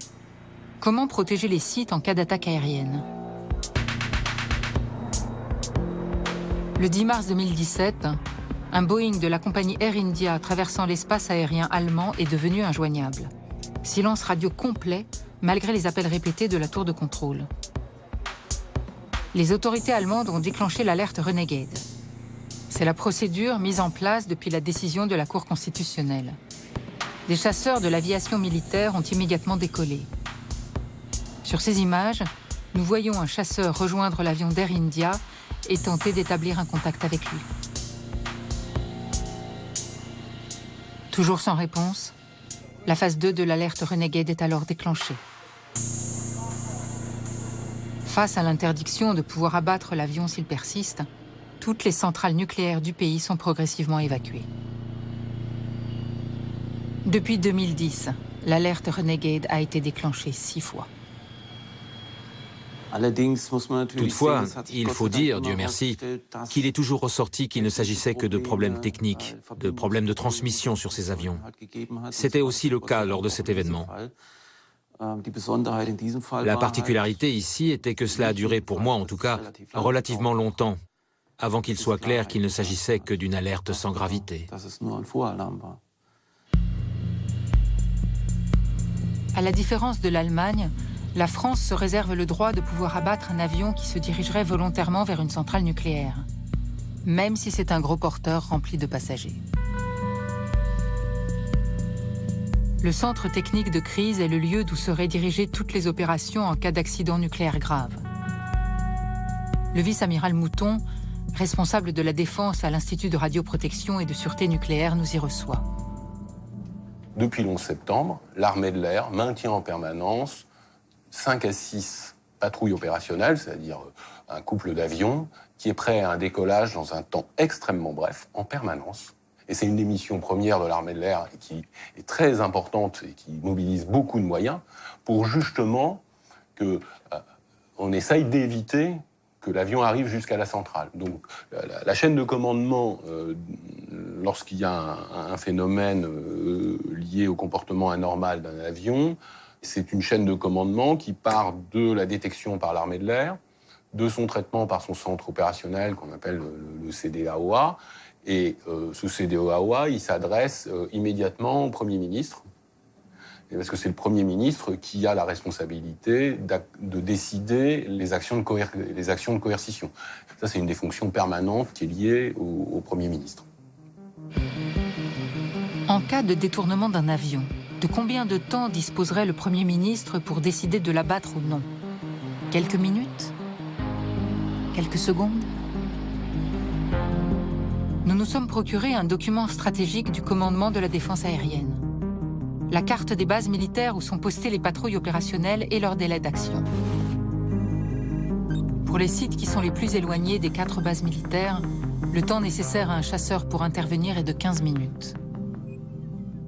Non, mais c'est 15 minutes à partir du moment où l'alerte a été donnée.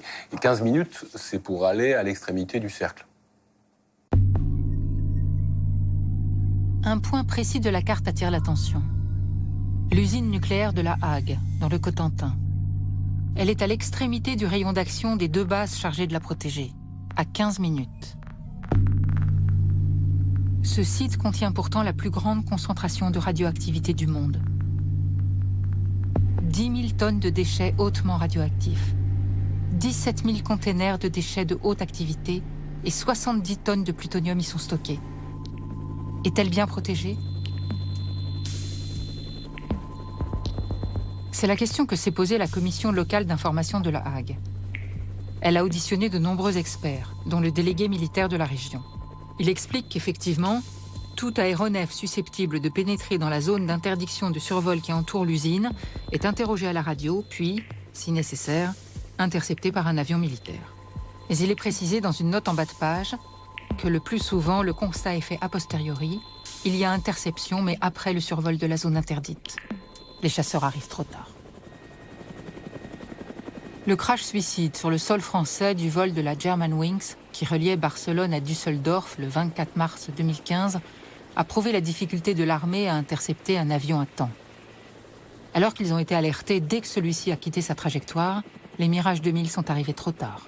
L'avion de ligne s'était déjà écrasé, à 7 minutes de vol du site nucléaire de Cadarache et à 8 minutes des sites de Tricastin, de Marcoule et de la centrale nucléaire de Cruas.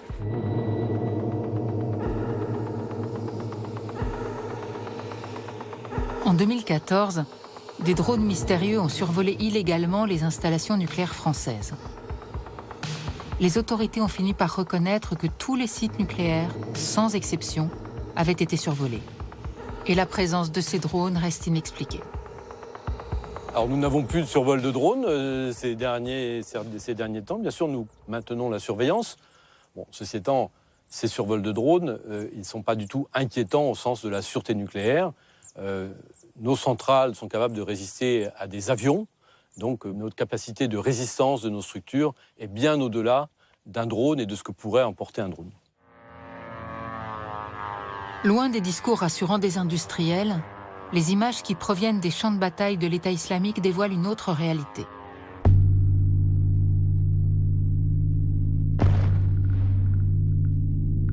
Les drones de loisirs vendus par millions à travers le monde y sont transformés pour devenir de redoutables lanceurs de bombes. La vidéo embarquée permet d'approcher l'ennemi sans se faire repérer, de viser avec une grande précision et de filmer les victimes. Ces nouveaux drones de guerre ne connaissent pas de barrières et pourraient soutenir une attaque terrestre. Leurs ravages sont immenses. Quels seraient-ils sur un site nucléaire ?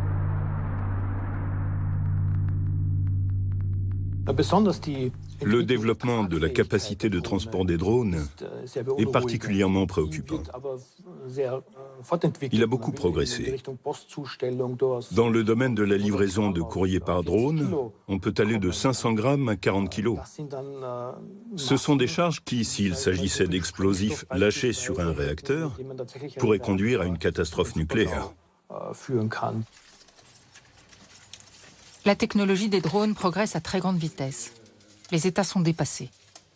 N'importe qui peut commander en ligne, par exemple sur des sites chinois, des drones en pièces détachées, se faire livrer anonymement et les assembler soi-même. Certains modèles sont maintenant capables d'embarquer plusieurs dizaines de kilos, voire de porter un homme. Mais la plus grande faille de sécurité vient certainement de la facilité à programmer la destination du drone en sélectionnant les coordonnées GPS d'un site sur Google Maps. Il atteindra alors sa cible au mètre près. Il est donc possible, avec un minimum de connaissances techniques, de fabriquer et d'envoyer un engin porteur de plusieurs dizaines de kilos d'explosifs sur les zones sensibles d'un site nucléaire.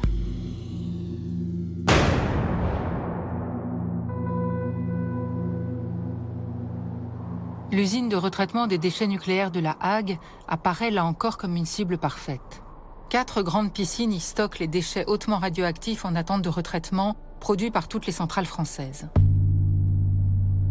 Ces piscines contiennent le volume équivalent de 130 cœurs de réacteurs nucléaires.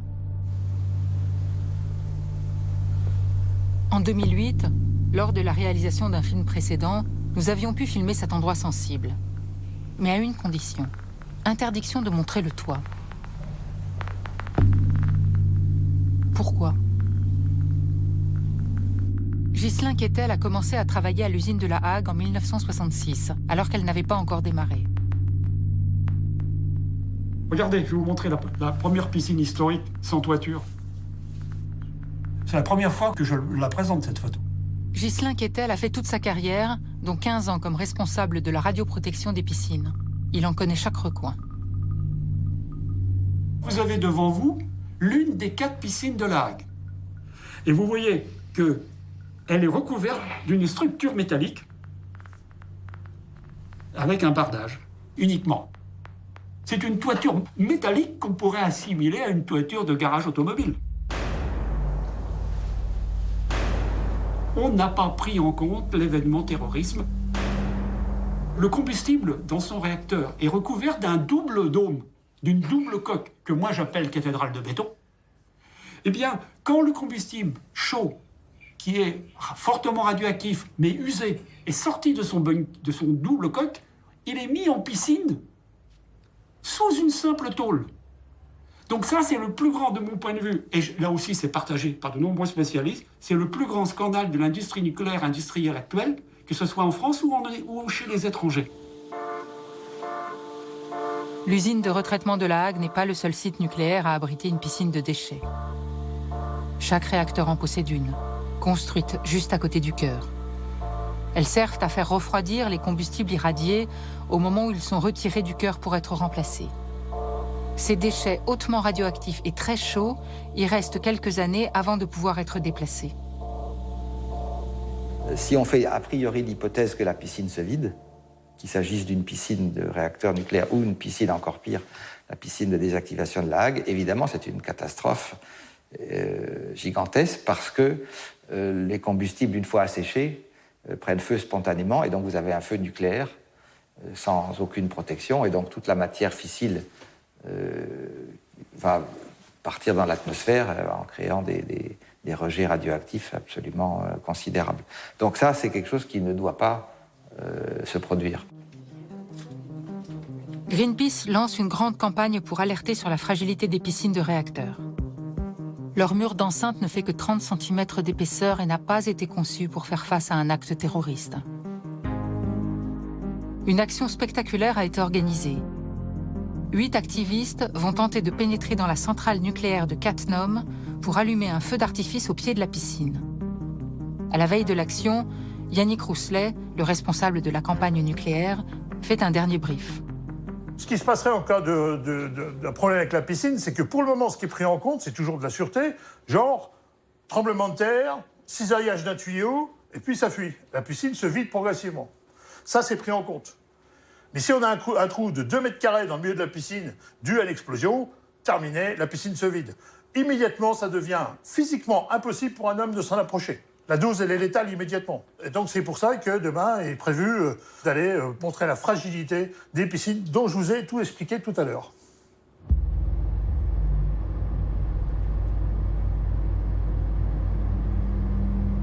Donc là, il est 4h40 et on est en train de monter la plein nord en direction de Cattenom. En pénétrant à l'intérieur du périmètre de la centrale nucléaire, les militants vont passer à l'intérieur. Le but, c'est évidemment de tenter de ne pas se faire repérer, de rentrer à l'intérieur de la centrale. Et là, clairement, notre idée, c'est de montrer que il y a moyen d'abord de pénétrer, de venir à proximité, à toucher ces piscines. Donc évidemment, on peut penser que quelqu'un qui aurait de mauvaises intentions pourrait y placer là une charge qui permettrait malheureusement de déclencher un accident majeur. On éteint tout. Descends.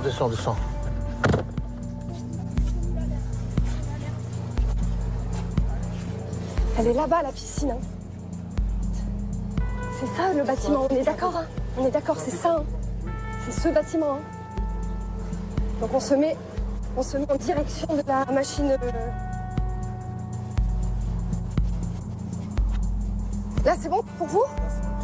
On n'est pas devant, mais là-bas, on va rien voir. Il y a le truc. Ouais, mais il faut pas que ça soit caché. Hein. C'est bon. Là. Ça va? C'est bon, c'est parfait. Alors attends. Putain. Il y a les gendarmes. Les gendarmes sont derrière la grille. C'est bon? Mais ça panique parce qu'ils sont du mauvais côté de la grille, les gendarmes. C'est parti. C'est parti, hein. Allez, go. Du feu, s'il vous plaît, du feu. Il faut me protéger du vent.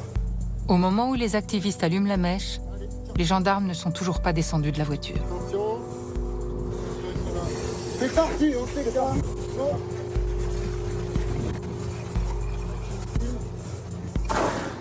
C'est Greenpeace! C'est Greenpeace! Du mauvais côté de la barrière, ils ne peuvent qu'assister au spectacle.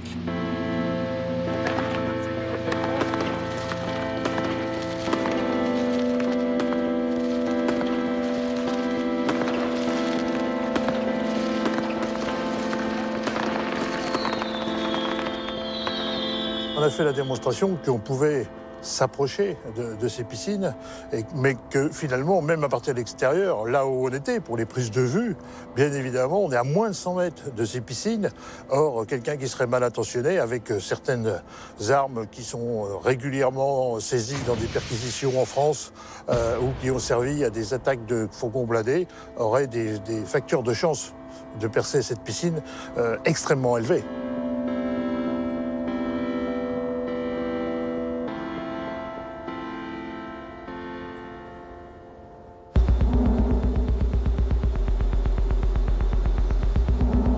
L'accident de Fukushima avait déjà alerté le grand public sur la fragilité des piscines. Les images des bâtiments éventrés et des piscines fumantes à ciel ouvert ont fait le tour du monde. Les pompiers ont arrosé les déchets hautement radioactifs pour qu'ils ne s'enflamment pas, répandant de l'eau radioactive dans l'environnement. Ces images révèlent aussi une caractéristique à peine croyable. Les piscines de combustible usé de ces réacteurs sont construites sur leur toit. Ce modèle particulier qui s'appelle réacteur à eau bouillante représente un réacteur en activité sur 5 dans le monde. Si c'était moi, je ne construirais pas une piscine en hauteur. Bien sûr, c'était très pratique d'installer la piscine aussi haut, parce que vous n'avez plus qu'à retirer le toit du réacteur et à bouger le combustible très facilement. Mais pour ce qui est des autres éventualités, que ce soit des tremblements de terre naturels ou ceux résultant d'un acte terroriste ou quelque chose comme ça, c'est beaucoup plus risqué pour la piscine d'être aussi éloignée du sol. Le physicien américain Frank von Hippel dirige le programme sur la sécurité mondiale à l'université de Princeton. Il a découvert que la NRC, le gendarme du nucléaire américain, ne prenait pas en compte le risque terroriste dans la conception et la gestion des piscines. Voilà ce que je leur ai demandé. Pourquoi n'avez-vous pas pris en compte le risque terroriste? On ne savait pas comment le calculer, on a donc considéré que le risque était nul. Je comprends qu'ils ne sachent pas le calculer, mais l'ignorer, c'est irresponsable. Alison Macfarlane a présidé cette commission, la NRC, entre 2012 et 2014. En prenant son poste, elle a découvert une situation très inquiétante sur l'état des piscines. Alors qu'elles ne devraient contenir qu'un nombre limité de combustibles irradiés en attente de refroidissement, les piscines des réacteurs américains sont quasiment pleines. J'aurais aimé voir plus de régulation sur les piscines de stockage de combustibles usagés, ou au moins plus de recherche sur certaines des situations que ces piscines peuvent rencontrer. Et même ça, je n'ai pas pu le faire. Mais vous, quand vous étiez à la tête de la NRC, qu'est-ce que vous avez pu changer? Rien. Moi, personnellement, rien. Alors, quels sont les obstacles que vous avez rencontrés? Les autres commissaires. C'était eux les obstacles que j'ai rencontrés. Ils croyaient en des analyses qui dataient de 20, 30 ans, parfois plus, qui disaient que les piscines étaient sécurisées. Mais ces analyses étaient vraiment simplistes, et elles ne prenaient pas en compte certains des problèmes que nous connaissons aujourd'hui. Et si une chose est sûre, c'est qu'au moment où ces analyses ont été réalisées, les piscines étaient loin d'être aussi remplies qu'elles le sont aujourd'hui. Donc, en tant que scientifique, je pense qu'il est toujours bon de continuer à rassembler et à réévaluer nos données et nos informations. Nos données sont essentielles dans l'élaboration de notre politique.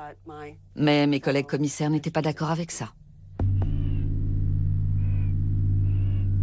Et je pense que si vous voulez étudier la sécurité et la sûreté des piscines de combustible usagé, vous devez le faire en regardant les perturbations potentielles que pourrait engendrer un tremblement de terre, mais aussi les perturbations potentielles que pourrait engendrer une attaque terroriste. Eh bien non, ils ne le font pas.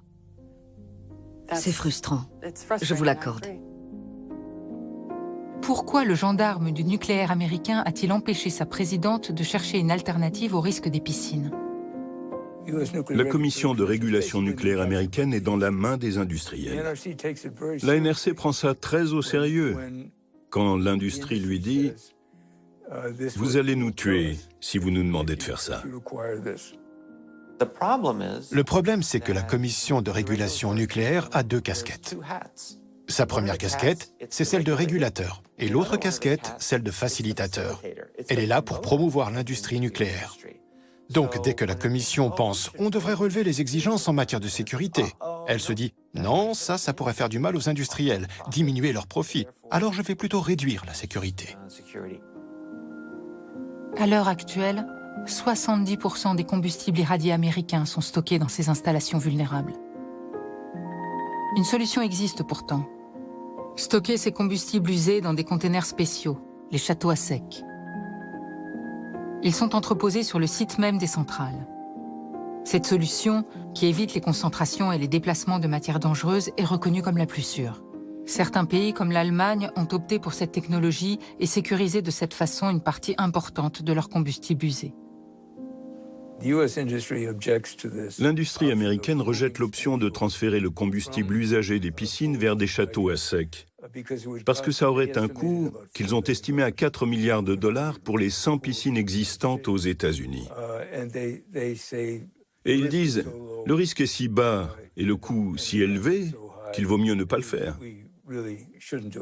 Ils trouvent le bénéfice trop faible par rapport au coût.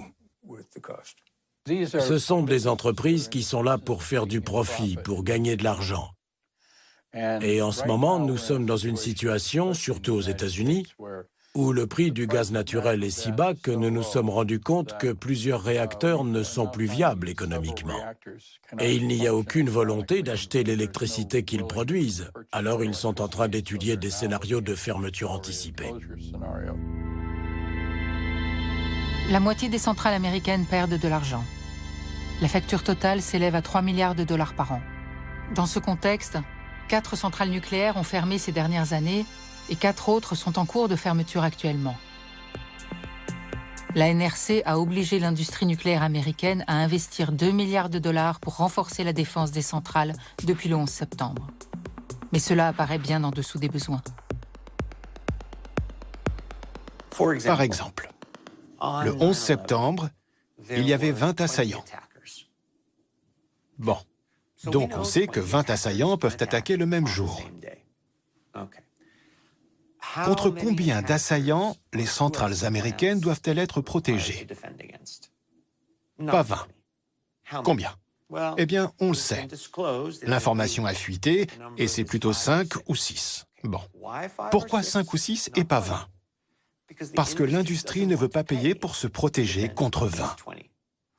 Alors, la Commission de réglementation de l'énergie nucléaire américaine a dit « Ok, défendez-vous seulement contre 5 ou 6 personnes », même si on sait, parce que c'est déjà arrivé aux États-Unis, que 20 assaillants peuvent attaquer le même jour. Et donc, les gens ont cette idée que ce que dit la NRC, c'est où se situe le risque réel, le niveau de risque plausible, et qu'ensuite, elle dit aux industriels « Protégez-vous contre ce niveau de risque-là ». Mais ce n'est pas ce que fait la NRC. Ce que dit la NRC, c'est « voilà le niveau de risque plausible ». Mais voilà ce que les industriels sont prêts à payer pour vous protéger. Alors protégez-vous contre ce risque-là. Les modes opératoires des terroristes évoluent, les technologies aussi. En France, les services de renseignement évaluent en permanence la menace réelle et les types d'attaques que le pays et les sites nucléaires risquent de subir. Les exploitants, Areva, le CEA et EDF, sont contraints d'adapter au fur et à mesure leur protection en fonction de ces nouvelles menaces. L'État nous demande effectivement de mettre en place des dispositions en permanence renforcées. En permanence renforcées parce que la menace, malheureusement, elle se développe. Plusieurs centaines de millions ont déjà été investis donc, dans la période, on va dire, de 2001 à ces 3-4 dernières années, et nous refaisons un investissement complémentaire de l'ordre de 700 millions. Donc ça sera beaucoup plus qu'1 milliard qui aura été investi dans le renforcement de la sécurité de nos centrales, plus toutes les dépenses que nous faisons tous les ans, dépenses d'exploitation, que je pourrais qualifier de dépenses d'exploitation, dont une centaine de millions pour les gendarmes, et puis encore à peu près l'équivalent, une autre centaine de millions pour toutes les personnes qui participent au dispositif de sécurité. Caméras de surveillance, barrières. Il est impossible de connaître le détail des mesures de sécurité mises en place. C'est une information classée secret défense. Mais la partie la plus visible a été la création en 2009 des pelotons spécialisés de protection de la gendarmerie, les PSPG. 21 pelotons d'une 40aine d'hommes chacun sont présents en permanence à l'intérieur des sites nucléaires français.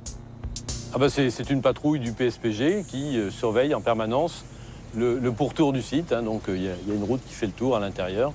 Et cette surveillance, elle est permanente, 24 heures sur 24, donc par les gendarmes qui sont sur le site.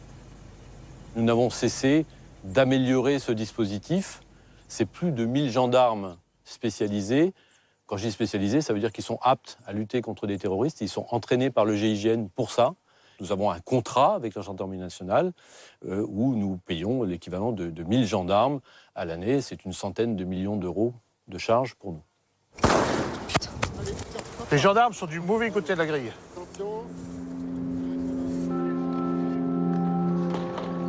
Face au montant toujours plus important des dépenses de sécurité, les exploitants nucléaires français tentent-ils de minimiser la protection, comme nous l'avons vu aux États-Unis? Le dialogue, il est évidemment toujours un peu difficile parce que l'IRSN particulièrement, je le redis, ou l'autorité ont envie que les choses bougent vite. Aujourd'hui, les exploitants, c'est-à-dire EDF, Areva et CEA, sont dans une situation financière qui n'est pas simple.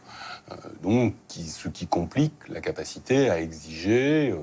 Alors, évidemment, les gens comme moi trouvent que c'est trop long. Et les exploitants, qui regardent leurs moyens financiers et leurs difficultés, ils trouvent qu'ils n'ont pas les moyens de le faire aussi vite. Et là, c'est le rôle de l'autorité, qui a des capacités de coercition réglementaire, effectivement mettre la pression sur les opérateurs pour qu'ils fassent ce qui est prévu. Objectivement, typiquement, moi, aujourd'hui, j'aimerais bien qu'on finisse d'avancer un certain nombre de choses sur la lutte contre le commando terroriste. Voilà. Et j'aimerais bien qu'on avance un peu plus vite sur la cyberdéfense. Les difficultés financières d'EDF et d'Areva freinent la mise en place des moyens de protection. Pour le responsable de l'IRSN, l'attaque d'un commando terroriste et une attaque informatique sont les deux points les plus fragiles dans le dispositif de défense français. Il faut aller vite. Depuis 10 ans, les guerres se déroulent sur un nouveau champ de bataille, l'informatique. Qu'il soit le fait d'États ou de groupes autonomes, le cyberterrorisme est une réalité.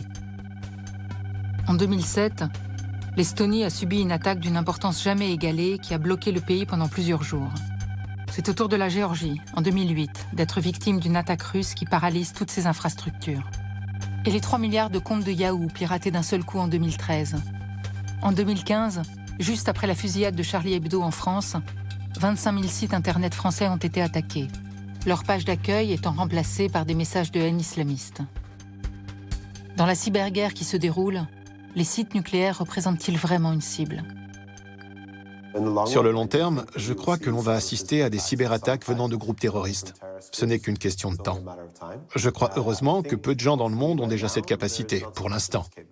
Et que nous sommes encore à un moment, à un stade, où nous pouvons redoubler d'efforts pour régler ces problèmes, avant qu'ils ne deviennent vraiment dangereux.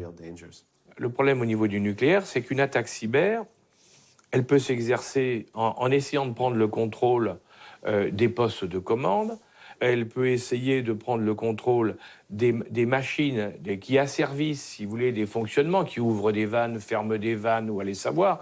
Je pense que le seul risque qu'il y a, et encore, c'est le risque cyber, parce que c'est un risque nouveau, et que même si on en connaît beaucoup, on n'a pas encore terminé, si vous voulez, de mettre en place des barrières dans tous les domaines. Je crois qu'une cyberattaque est la menace la plus probable contre une centrale nucléaire. Nous avons mis en place une quantité importante de mesures de protection contre les cyberattaques. Des mesures qui vont jusqu'à l'isolation totale de la centrale de tous les réseaux extérieurs. Le pilier de la cyberdéfense est l'isolation du réseau informatique. Le système qui contrôle le réacteur et les parties critiques de l'installation est en circuit fermé et ne possède pas de connexion à Internet ni à d'autres réseaux qui pourraient l'infecter.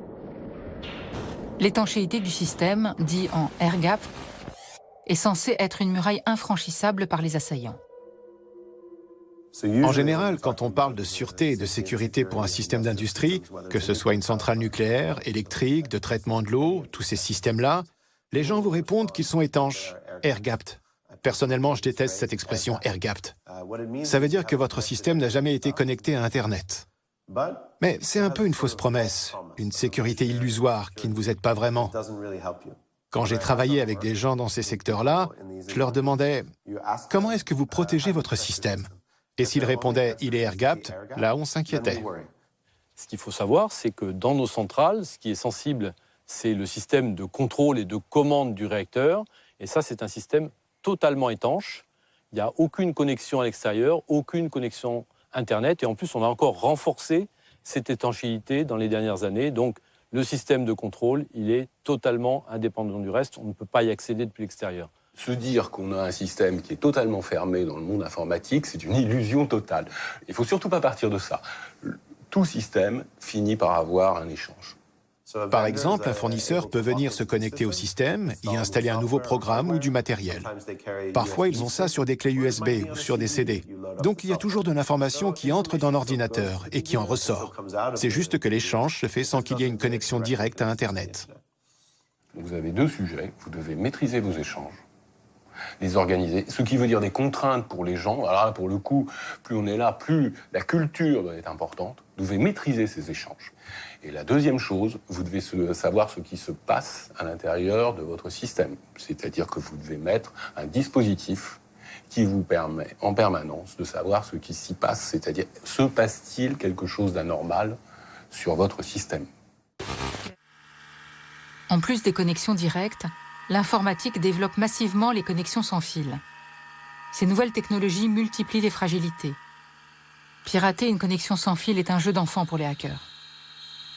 Les drones peuvent être, dans ce domaine aussi, des armes extrêmement efficaces. Équipés de récepteurs, ils sont capables d'intercepter les communications émises par les ordinateurs, mais aussi les robots, les imprimantes et de nombreux systèmes de commande. Ça peut expliquer pourquoi des drones sont utilisés pour survoler les centrales nucléaires, en France ou dans d'autres pays, et ainsi les surveiller pendant les phases préparatoires d'une attaque. Faire voler un drone au-dessus de ces centrales permet souvent d'obtenir des informations sur leur réseau ou sur les valeurs fournies par leur connexion sans fil.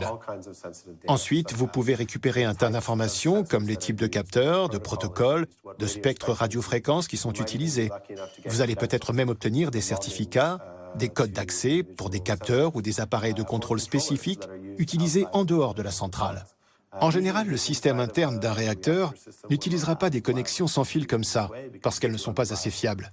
Mais certains systèmes dont ils dépendent, ceux qui sont un peu plus éloignés de la centrale, les systèmes de traitement du combustible nucléaire par exemple, utiliseront peut-être ce genre de connexion sans fil. La menace la plus imparable reste certainement celle qui vient de l'intérieur. Les sites nucléaires emploient des centaines de personnes et font appel massivement à la sous-traitance. Chaque employé représente une faille potentielle du système de sécurité. Le 5 août 2014, la centrale de Doel en Belgique a été victime d'un acte de sabotage d'une extrême gravité.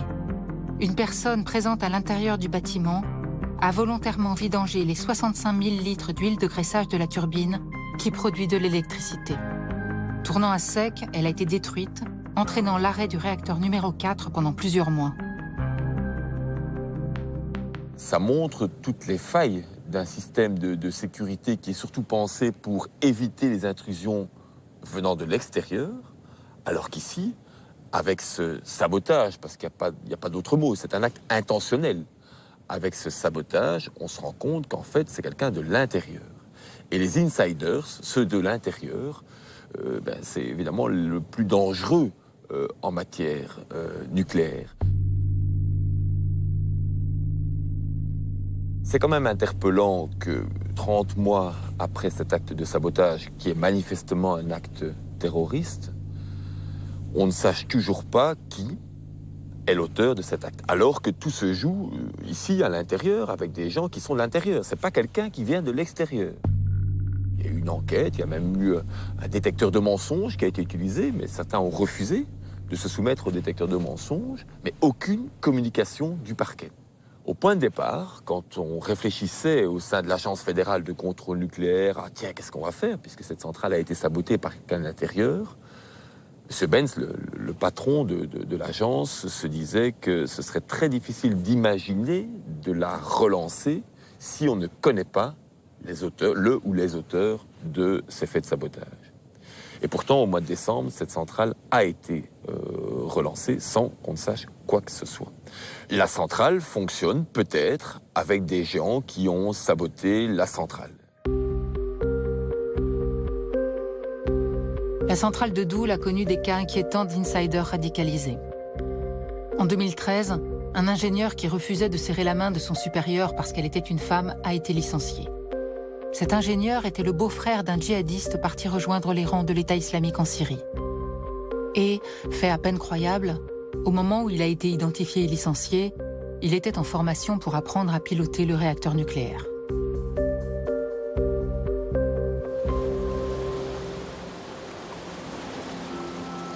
De nombreuses fragilités subsistent dans les stratégies de défense des sites nucléaires. Même quand les États mettent des moyens importants, rien ne peut garantir qu'un attentat ne se produira pas. Une dernière question se pose alors. Quelles en seraient les conséquences pour les citoyens des pays nucléarisés? Pour y répondre, l'exemple de la centrale américaine d'Indian Point est pertinent. Elle est située à 54 km de Manhattan, le centre de New York. Aujourd'hui, la centrale d'Indian Point est située au cœur même de la région la plus densément peuplée des États-Unis. Il y a plus de 16 millions de personnes qui habitent dans un rayon de 80 km autour de cette centrale. Ce qui fait d'elle une cible de premier choix pour les terroristes.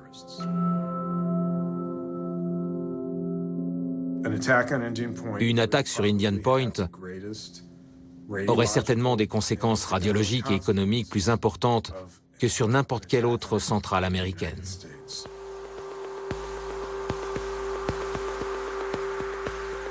À l'université de Princeton, l'équipe du scientifique américain Frank von Hippel a mis au point un modèle informatique qui évalue la contamination d'un territoire en cas d'incendie dans la piscine d'une centrale nucléaire. Nous lui avons demandé d'étudier pour le film le cas d'un attentat terroriste à Indian Point. Son équipe a calculé la contamination radioactive en fonction de la météo réelle du premier jour de chaque mois de l'année 2015. Les zones en rouge et orange montrent les territoires qu'il faudrait évacuer. Frank von Hippel nous a appelés pour nous communiquer les résultats. En moyenne, la zone serait d'environ 60 000 km². Et la population qui devrait être déplacée d'environ 13 millions de personnes.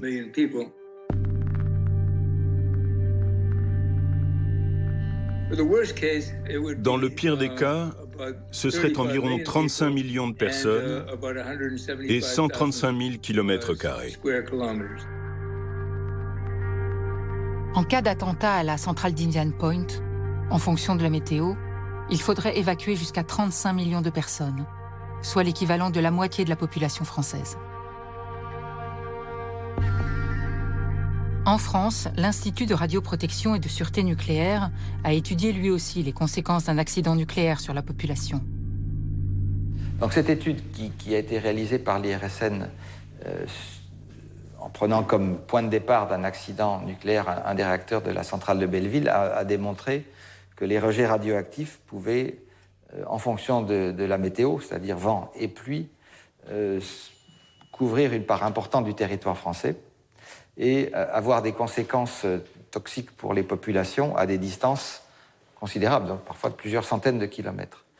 Voire même avoir des pics de concentration à distance, c'est-à-dire survoler des régions parce qu'il ne pleut pas, par exemple, et que le vent emporte les rejets assez loin, et puis sur la chaîne des Pyrénées, par exemple, ou au contraire sur d'autres massifs. Vous pouvez avoir des pluies radioactives jusqu'en Allemagne, au Luxembourg.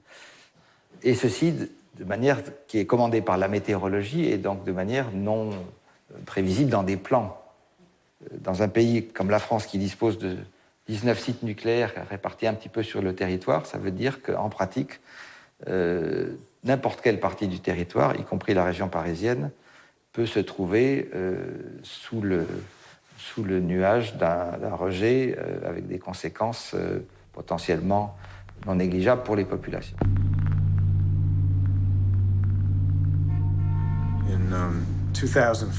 En 2004, j'ai finalisé une étude dans laquelle j'ai analysé les conséquences radiologiques potentielles sur New York d'une attaque contre la centrale d'Indian Point.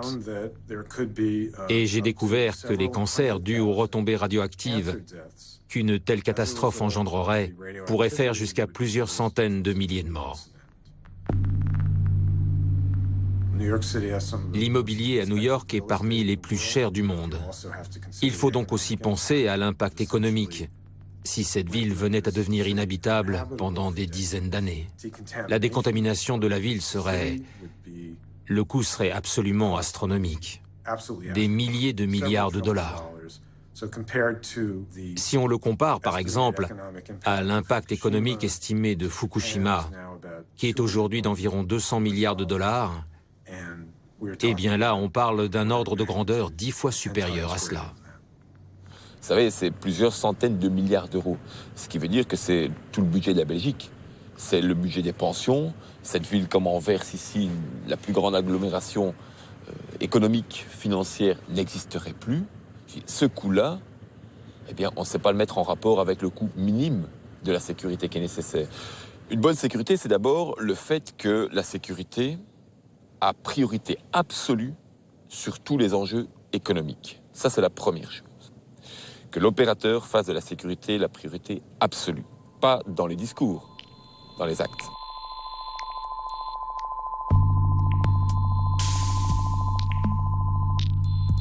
L'industrie nucléaire mondiale se porte mal. Westinghouse, le plus grand constructeur historique de réacteurs nucléaires, a déposé le bilan début 2017. En France, Areva a accumulé 10 milliards d'euros de déficit. L'État a volé à son secours en injectant 4,5 milliards d'euros. La situation d'EDF, l'autre grande entreprise française, apparaît encore plus critique. Plombée par une dette abyssale de 37 milliards d'euros, elle a aussi été sauvée en 2017 par l'État français qui a versé 3 milliards d'euros pour le recapitaliser. Le président Macron a reconnu que cette filière ne survivait que grâce au soutien de l'État. Aux États-Unis, où le nucléaire est une industrie privée, la moitié des centrales perdent de l'argent. Et l'État fédéral ne volera pas à leur secours.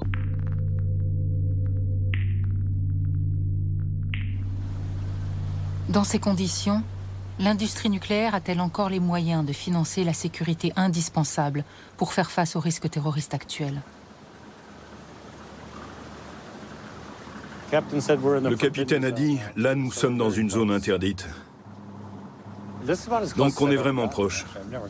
Je ne m'étais jamais autant approché. Je n'avais jamais été aussi près. Jamais. Nous avons voulu éprouver par nous-mêmes la protection de la centrale d'Indian Point, proche de New York. C'est le site qui avait été repéré par Mohamed Atta, l'un des terroristes des attentats du 11 septembre. Avec Cliff Weather, de l'association de protection de la rivière Hudson, nous avons pénétré dans la zone interdite à la navigation.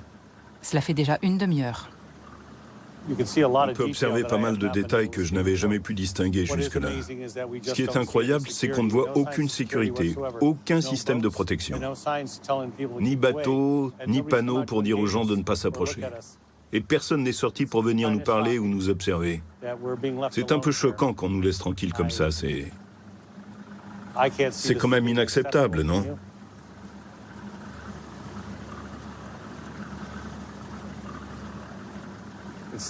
On dirait qu'ils n'en ont rien à faire.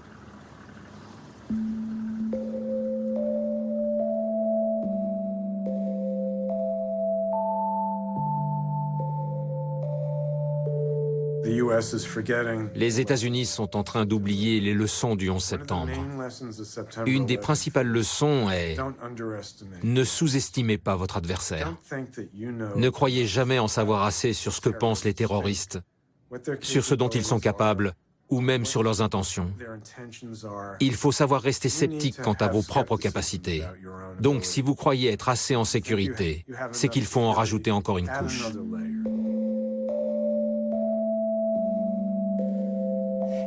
C'est comme si le 11 septembre n'avait jamais existé. Et aujourd'hui, on fait un peu les autruches, on met la tête dans le sable en disant « Oh, on ne se souvient plus de ça » et on refuse d'en tirer les leçons. Et le jour où ça arrivera, enfin, espérons que non, les gens vont dire « Oh, on n'aurait jamais pu imaginer que ça pouvait arriver ». C'est totalement illogique. C'est intellectuellement malhonnête et contraire à l'éthique.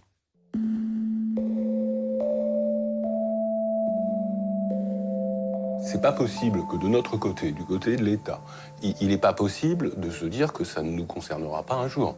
On ne peut pas se mettre dans cette posture intellectuelle de se dire bon, non, c'est trop compliqué, donc ça ne se produira jamais chez nous. Ils oseront jamais. Je crois qu'on a eu de la chance jusque-là. On ne peut pas se reposer sur le simple fait que ça n'est pas encore arrivé pour dire que la menace n'existe pas. On ne peut pas protéger notre société en se reposant sur la chance.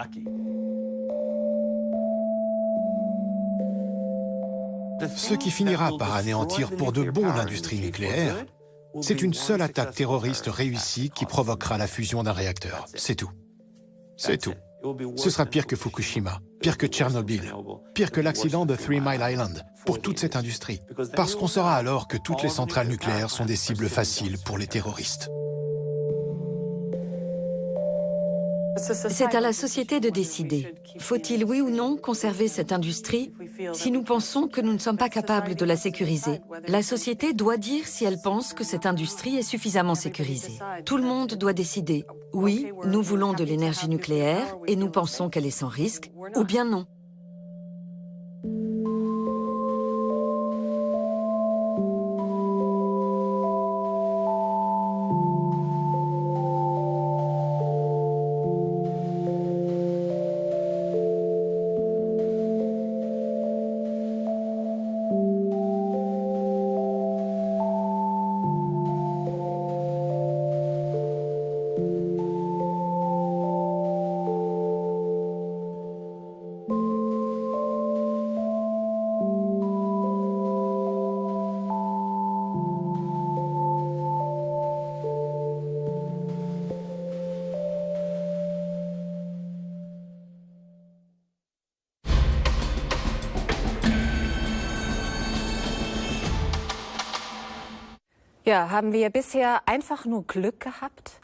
Notre sécurité est-elle juste une question de chance? Faut-il qu'une catastrophe se produise pour que la situation change?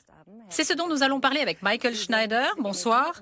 Vous êtes franco-allemand, consultant en énergie et politique nucléaire. Vous conseillez des gouvernements et des institutions. Selon vous, les vrais risques du nucléaire sont trop mal connus.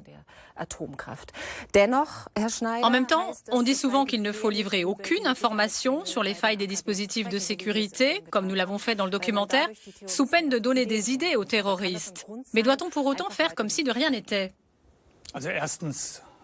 Sur la première question, c'est oui, nous avons eu beaucoup de chance jusqu'à présent, il n'y a aucun doute à cela. Nous le savons aujourd'hui.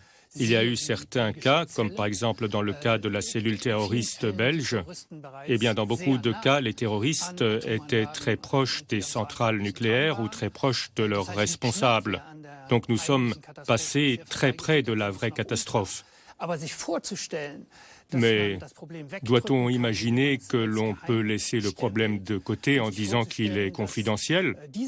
Dire que ces organisations ont démontré qu'elles sont très organisées, bien armées, très structurées. Elles sont de plus bien représentées dans beaucoup de pays. Donc, il est illusoire de s'imaginer qu'elles vont aller chercher les informations à la télévision. C'est une illusion totale. Donc tout ce secret défense finalement ne sert qu'à rassurer la population. Et ce que nous avons vu avec Fukushima par exemple ou Tchernobyl, est-ce que c'est le pire de ce qu'on puisse imaginer? Hélas, non. On a appelé ça accident maximum ou bien pire accident concevable, mais c'est totalement faux. Si un accident devait se produire tel qu'il a été évoqué dans le film, donc si on arrivait à un incendie dans une piscine qui est pleine à ras-bord de combustible irradié, alors ça pourrait avoir des conséquences auprès desquelles Tchernobyl ou Fukushima ne seraient qu'une virgule dans l'histoire de l'humanité, certainement pas comme pire accident concevable. Parce que la catastrophe la pire qui soit dépasserait de beaucoup ce que nous avons vu. Alors, quelles seraient les mesures les plus urgentes qu'il faudrait engager immédiatement pour renforcer notre sécurité, selon vous? Je crois qu'il faut faire une distinction. Il y a d'un côté la vulnérabilité. Il s'agit donc de la possibilité d'une attaque sur certains bâtiments. Et puis, d'un autre côté, il y a aussi les conséquences de l'inventaire radioactif et sa toxicité potentielle. Je m'explique. Les transports sont particulièrement vulnérables. Mais d'un autre côté, nous avons aussi un certain nombre de sites qui sont les stockages de combustible irradié et qui contiennent des inventaires radioactifs énormes. Et les deux doivent être protégés. Que peut-on faire? Eh bien, il faut immédiatement stopper les transports de plutonium. Ça ne voudrait pas dire que l'on sort de l'énergie nucléaire d'ailleurs, parce que ce sont deux choses totalement différentes. Ça ne changerait rien à l'utilisation du nucléaire, mais ça diminuerait énormément le risque. Et puis, d'un autre côté, il faut qu'on sorte autant de combustibles irradiés que possible des piscines. Il faut les transférer. C'est ce qu'on fait d'ailleurs en Allemagne, même si on ne le fait pas assez vite. On les sort donc des piscines de refroidissement et il faut les mettre dans des stockages secs. C'est aussi ce qu'on a appelé les conteneurs Castor ou bien les châteaux de transport et de stockage. C'est ça qui réduirait le risque. Mais justement, ça n'a pas été fait, en tous les cas pas en France. Est-ce que c'est une question d'argent ? Oui, c'est surtout une question de gros sous, surtout. Mais il faut aussi dire qu'il y a autre chose. En France, on est basé sur le nucléaire qui sépare le plutonium en grande quantité. Et ensuite, il est transporté sur la route. Ça, on l'a vu. En d'autres termes, un changement de cap remettrait en question toute l'industrie nucléaire française. Et si aujourd'hui les industriels français parlent d'une méga piscine de refroidissement, c'est pour des questions de coût et c'est inacceptable. Oui, en effet, c'est exactement ça. Récemment, l'information nous est parvenue que EDF a reporté une fois encore des mesures de sécurité nécessaires, prescrites par l'État d'une année encore, parce qu'il n'y a pas d'argent. Et en même temps, ces mêmes exploitants seraient prêts à dépenser des milliards pour prolonger la durée de vie de centrales nucléaires vétustes. Alors, est-ce que ce n'est pas contradictoire ? Mais si, justement. Bon, vous parlez de sûreté, c'est juste, parce que la sûreté technique n'est pas améliorée aussi rapidement qu'on l'avait prévu. Vous savez, il y a des mesures qui ont été décidées et qui ne sont pas réalisées aussi rapidement qu'elles l'auraient dû. Après Fukushima, par exemple. Mais pas uniquement après Fukushima. Mais il s'agit aussi de l'amélioration des centrales parce qu'elles sont vieillissantes, mais aussi dans le domaine de la sécurité. Les protéger face à l'extérieur. Voilà, exactement. La sécurité physique.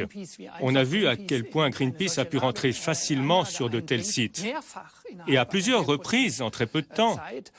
Donc alors là, vraiment, on se pose des questions. Que se serait-il passé? A-t-on investi suffisamment d'argent dans des mesures de sûreté et de sécurité qui seraient nécessaires? N'a-t-on pas essayé de faire des économies au mauvais endroit? Alors,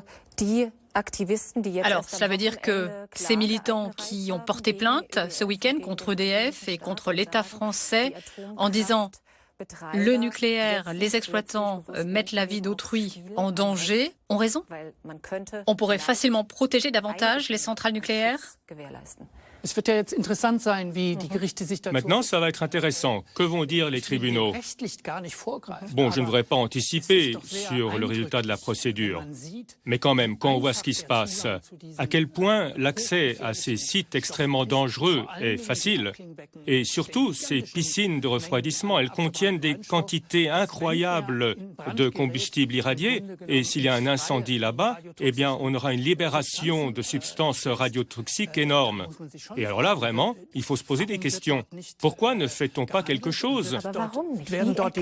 Oui, justement. Pourquoi est-ce qu'on ne fait rien? Comment est-ce que vous expliquez le fait qu'on s'entête comme ça à maintenir le système en place en France? Je crois qu'il y a plusieurs explications possibles. Bon, tout d'abord, l'énergie nucléaire est devenue un dogme en France. Depuis 50 ans, c'est un dogme d'État. Voyez combien de premiers ministres ont mené la même politique. De gauche ou de gauche, puis à nouveau de droite, la même chose. Pourquoi? Eh bien, parce qu'en fait, cette politique a été définie par une élite de technocrates depuis 50 ans. Et au fond, il n'y a aucun contrôle démocratique. C'est certainement une des causes. Et puis, il y en a d'autres. Il y a par exemple le fait que l'EDF, qui est en fait l'enfant chéri des Français. Pendant de nombreuses années, l'EDF était élu entreprise préférée des Français. Et puis aujourd'hui, ce groupe est dans des difficultés financières énormes. Et donc, on arrive très vite dans une situation où il faut faire des choix. Est-ce qu'on investit 1 euro ici ou bien 1 euro là-bas? Mais les électriciens, justement, sont déficitaires et dépendent de subventions. Donc, est-ce que le nouveau gouvernement, le gouvernement de M. Macron, ne devrait pas forcer la sortie du nucléaire plus rapidement? Qu'en est-il de la mise en œuvre de la transition énergétique en France qui a été annoncée il y a 2 ans? Mais en France, il y a une loi, c'est la loi de transition énergétique. Elle a été adoptée en 2015. Cette loi prévoit que la part de l'électricité nucléaire passera des 3/4 à la moitié d'ici 2025. C'est quand même clair et c'est dans la loi. Et il s'est passé quelque chose? Mais c'est ça le grand problème. Parce qu'en fait, on n'a rien fait. On n'a pris aucune mesure. Et c'est vraiment là qu'il y a le grand problème. Et puis d'un autre côté, il faut voir comment on va appliquer cette loi. Bon, ensuite, il ne faut pas mélanger tout. Parce qu'ici, on a affaire à une situation où il s'agit de sécurité. Là, il y a urgence. Il faut faire quelque chose. Même si on ne sort pas du nucléaire, même si on voulait, ou surtout si on voulait, maintenir la part du nucléaire dans la production d'électricité. Et puis ensuite, il y a autre chose. Dans les années à venir, il faudra voir quelles mesures devront être prises pour diminuer la part de production d'électrique à partir du nucléaire. On pourrait peut-être s'inspirer de l'exemple allemand. Nous avons décidé de sortir du nucléaire à l'horizon 2022.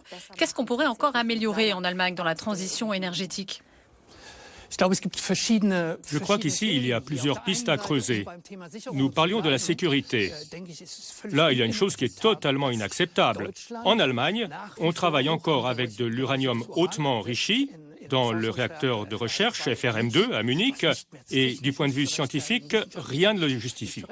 Et ça pose la question de la prolifération, parce que c'est de l'uranium qui est de qualité militaire. Donc ça pose la question de l'arme nucléaire. Ça a été traité dans le film. Et puis d'un autre côté, nous avons la transition énergétique. Quelles mesures ont été prises? Là, je crois qu'on a bien avancé. Les renouvelables ont commencé à remplacer l'énergie nucléaire, mais il y a encore beaucoup à faire, surtout du côté de l'efficacité énergétique. Merci Michael Schneider pour votre analyse. Et si vous voulez en savoir plus, vous trouverez un dossier complet sur notre site internet arte.tv.